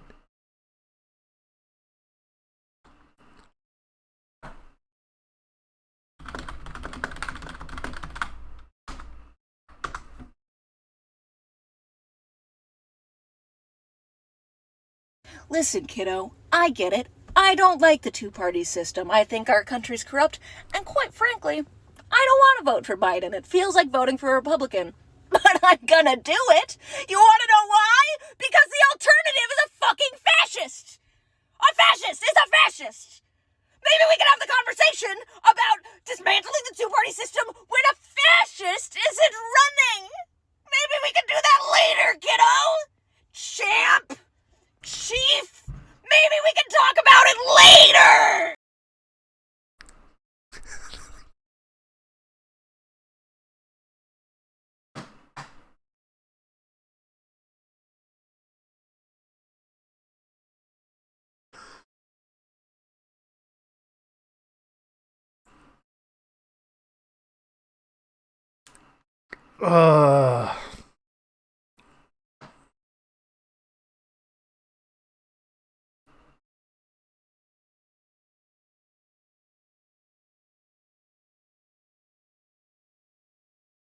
Did we ever talk about that, by the way? It's later now. It's later now. We're still not talking about it, though, are we? I wonder what they're up to. Lodane mentioned that W hole is they, them. I wonder what they're up to now.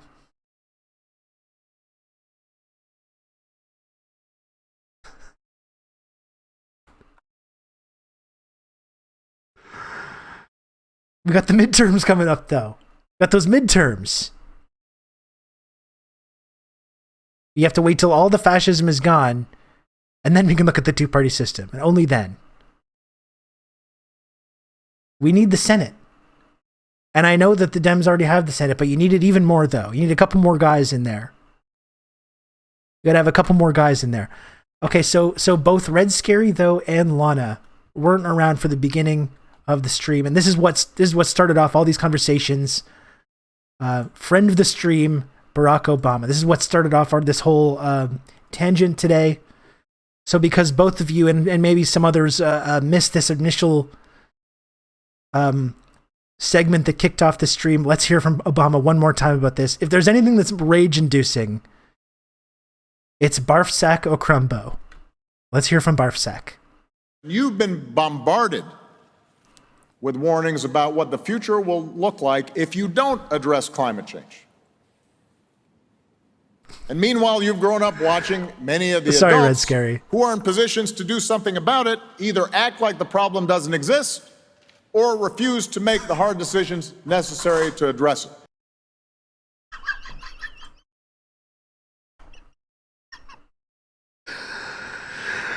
Just these adults. Who are these adults? They refuse to make the hard decisions necessary to address it. Who? Who are we talking about here? We're all looking for the guy that did this.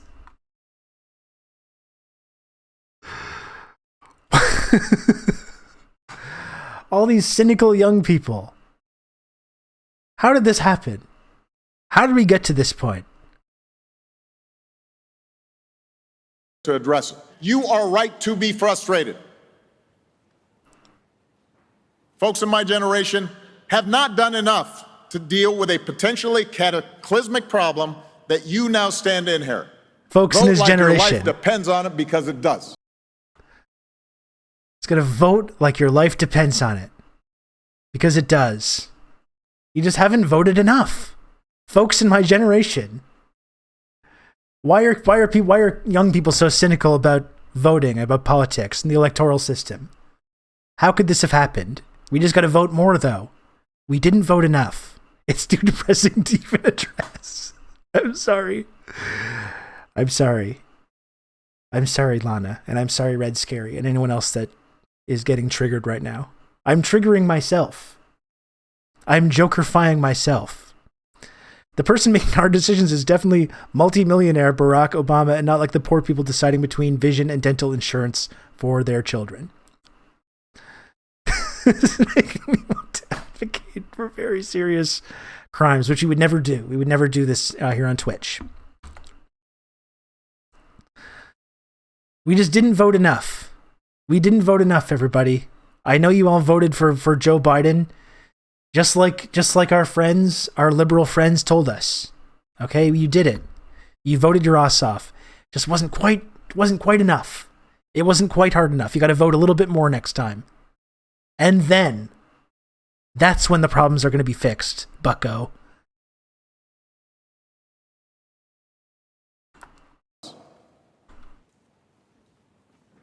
I recognize that a lot of young people may be cynical about politics. No. But the cold, hard fact is, we will not have more ambitious climate plans coming out of governments unless governments feel some It's got to continue from voting. Voters. Got to continue voting. Yes, the process This will is the be best messy. part. This is the best part. I guarantee you, every victory will be incomplete.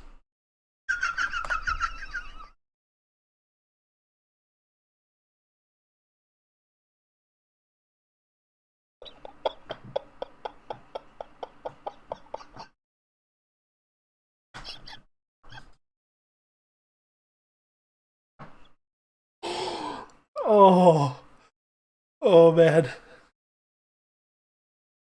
Don't expect too much. Vote, but still, that's probably not going to get the job done. I guarantee you, he says. I guarantee you, every victory will be incomplete, he says. Wonderful. Great. I wonder why young people are so cynical about politics. How could this have happened? How could this have happened? Keep voting. Vote even harder than before. Make sure you keep voting with the understanding that this is actually not going to do what we need to do.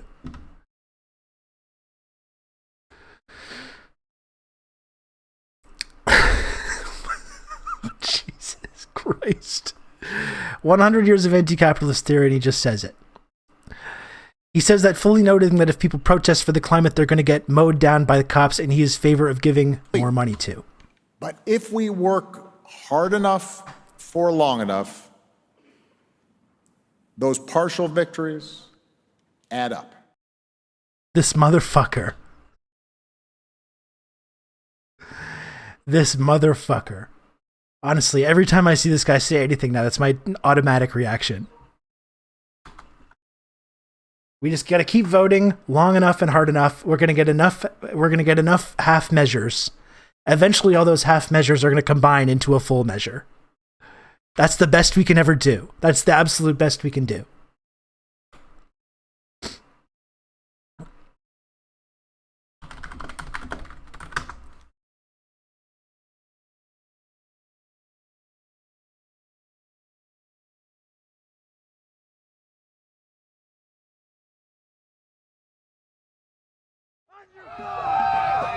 You can count on me and my blog to talk you through all this. I'm just going to put on this video for no reason. Just keep voting. We don't have time to be cynical. bad. People shouldn't be treated this way. I've been tear gassed multiple times. We don't have time to be cynical. I understand why young people are cynical about politics. You're choking, you're throwing up. It takes you a long time to recover. Who was president when this was going on, by the way?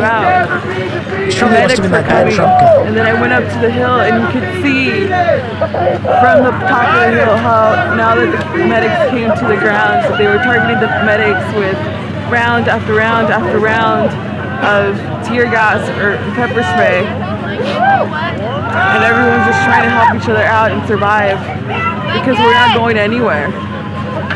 We're still fighting. Thanks so much, Comrade Social Distancing, for gifting a sub to the Freak Museum. We got 2 more subs to hit the goal, folks. You think we can do this? I don't know. There's a couple of new viewers. You've gotten a sense of what the stream is about. Look at the emotes. We got 2 more subs to get there, which I've reminded you repeatedly is doing politics, is doing that.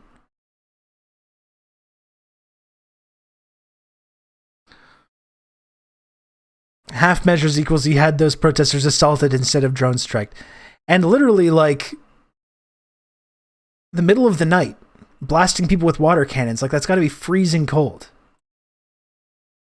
You can count on me. You're going to have good old Rob to talk you through all this. Oh, thanks, Red Scary. Look at that. Thank you so much, Red Scary. I appreciate that. Subbing is like buying political credits. That's right. Yeah. That's how it works. Just the cynicism, though. Is there a more cynical figure? Is there a more cynical political figure, like in modern history? Lecturing us. Fucking lecturing us still that we're not doing enough. Lecturing us for being cynical about politics. Like, it just makes me sick. Seriously.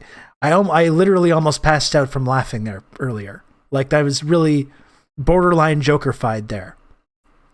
I'm sorry, Red Scary. Sometimes when it comes to Red Scary and Lana and some other people in this chat, sometimes I get kind of a sick pleasure from just like getting them upset. I admit this, okay? I admit it. I get a weird sick pleasure from upsetting them. Q Anthony is another person like this. I can't explain it. And look at that, MK Reds. Gifting a sub to Bolden6. We hit the sub goal. Thank you so much, MK Reds. And thank you to everyone for checking out the channel today and contributing. I really, really appreciate it. We met the goal. We did it. We did it, folks.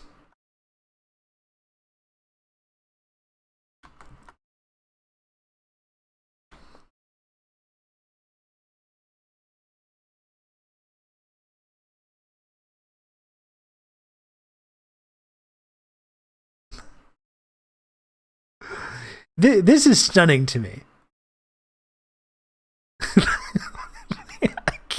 I can't get. I just want to hear this one more time. I'm sorry.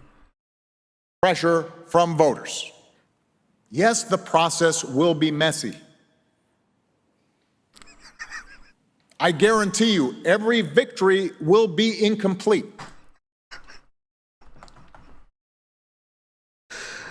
Oh.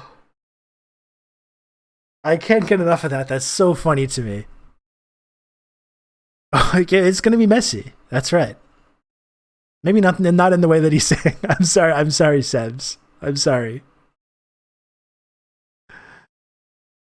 And it's true. They're not scared enough of us. Like, this is like they're dabbing on us. Like I said, like with the whole the whole coin flip thing. With the whole coin flip thing. It's like it's a joke. It's almost like they're deliberately antagonizing us.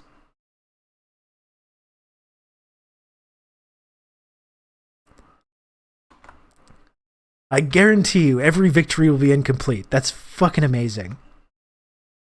I love that.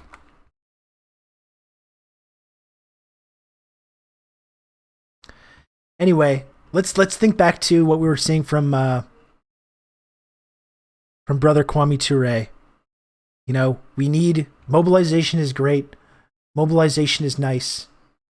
We need more organization, and we need organization not in the neoliberal NGO framework. We need militant organization that actually threatens capital. And it's the only thing they're ever going to listen to. It's the only thing. And there's a couple of other things that they might listen to beyond that. Hold on one sec. I got one more call.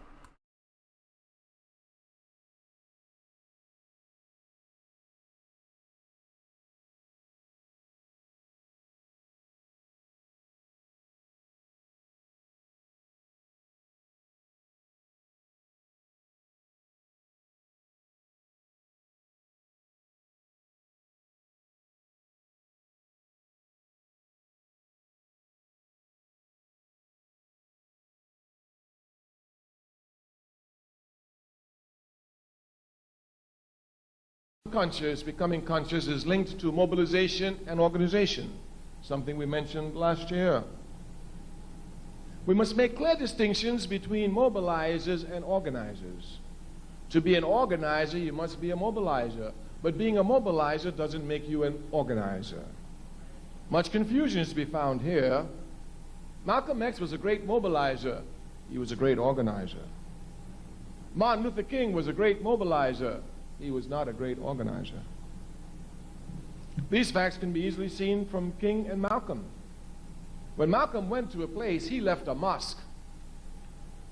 When King went to demonstrations, he broke down desegregation and he moved on.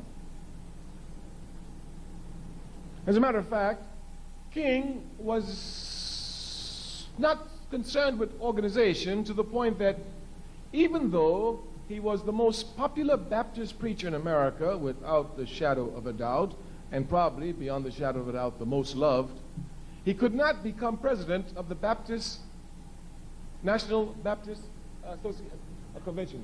Yeah, so many of them. The National Baptist Convention. As a matter of fact, if my memory serves me correctly now, and I remember it was Muhammad Speaks that carried the article on the front page in 1964, when King tried to become president of the National Baptist Convention. There was so much confusion there that a minister was actually pushed off the stage and died in the struggle. Yeah. And of course, King lost. The man who won was a reactionary man by the name of Jackson. He never did nothing for the people, never cared about the people, just was a pork chop minister who used their money to put gas in his big Cadillac. But he was organized.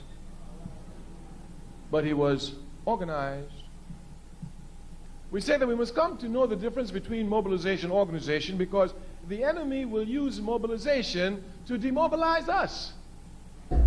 Mobilization is very easy, very, very easy. Because since we're people who are instinctively ready to respond against acts of injustice, anytime there's one little act of injustice, we can blow it up and we'll find people who come and make some mass demonstration around it. Miss Sally lost her job. Let's rally. She will get her job back. People will come and rally. So-and-so got kicked out of school because the teacher's unjust. That was Shell, yes, on the phone. They will come to rally at issues. And this is what mobilization does. It mobilizes people around issues. Those of us who are revolutionary are not concerned with issues. We're concerned with the system. I was not talking to telemarketers. I was making my son an appointment with an occupational therapist, actually. So I'm sure you feel really bad now. An occupational therapist, because he needs he needs to have an occupation if he wants to start pitching in with the rent and the groceries and that kind of stuff. Ridiculous. Freeloader. And yeah, a lot of the post-left people were all freaking out about the devil. They were doing new satanic panic instead of focusing on this stuff. That's right. And that's right, dialectics, that's it. Not concerned with issues, but with systems. That's kind of where our focus needs to be. And these mobilizations are great, especially when it comes to climate stuff. Sure. These mobilizations, these mass mobilizations, there's value to that. There's value in raising awareness. What we need more is organization. And specifically, no j'y call yet, Sebs. Unfortunately, I'm still holding out for that. And again, organization that's not taking place in this neoliberal NGO market-based framework, but organization that is aimed at disrupting and dismantling capital. What's the devil thing? We don't even need. That's a whole other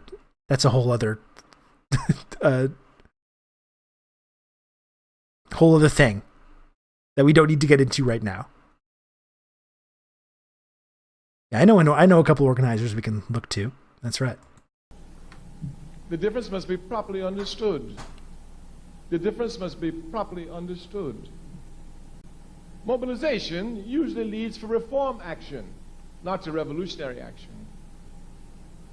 If we would look scientifically at the October 16th million and more march, we would see clearly that this was a mobilized event, not an organized event. We must know clearly the difference between mobilization and organization. One of the characteristics of mobilization is that it is temporary. Organization is permanent and eternal.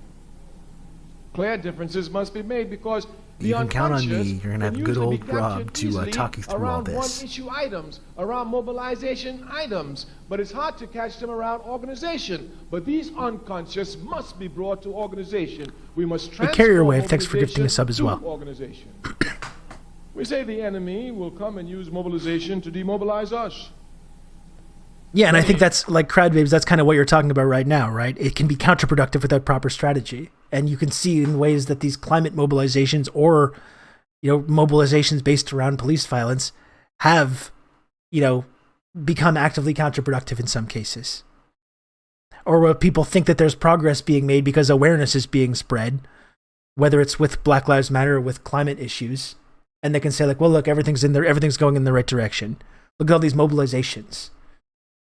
And it literally has a counterproductive effect. And as Kwami's pointing out, it's like our enemies are specifically taking advantage of these.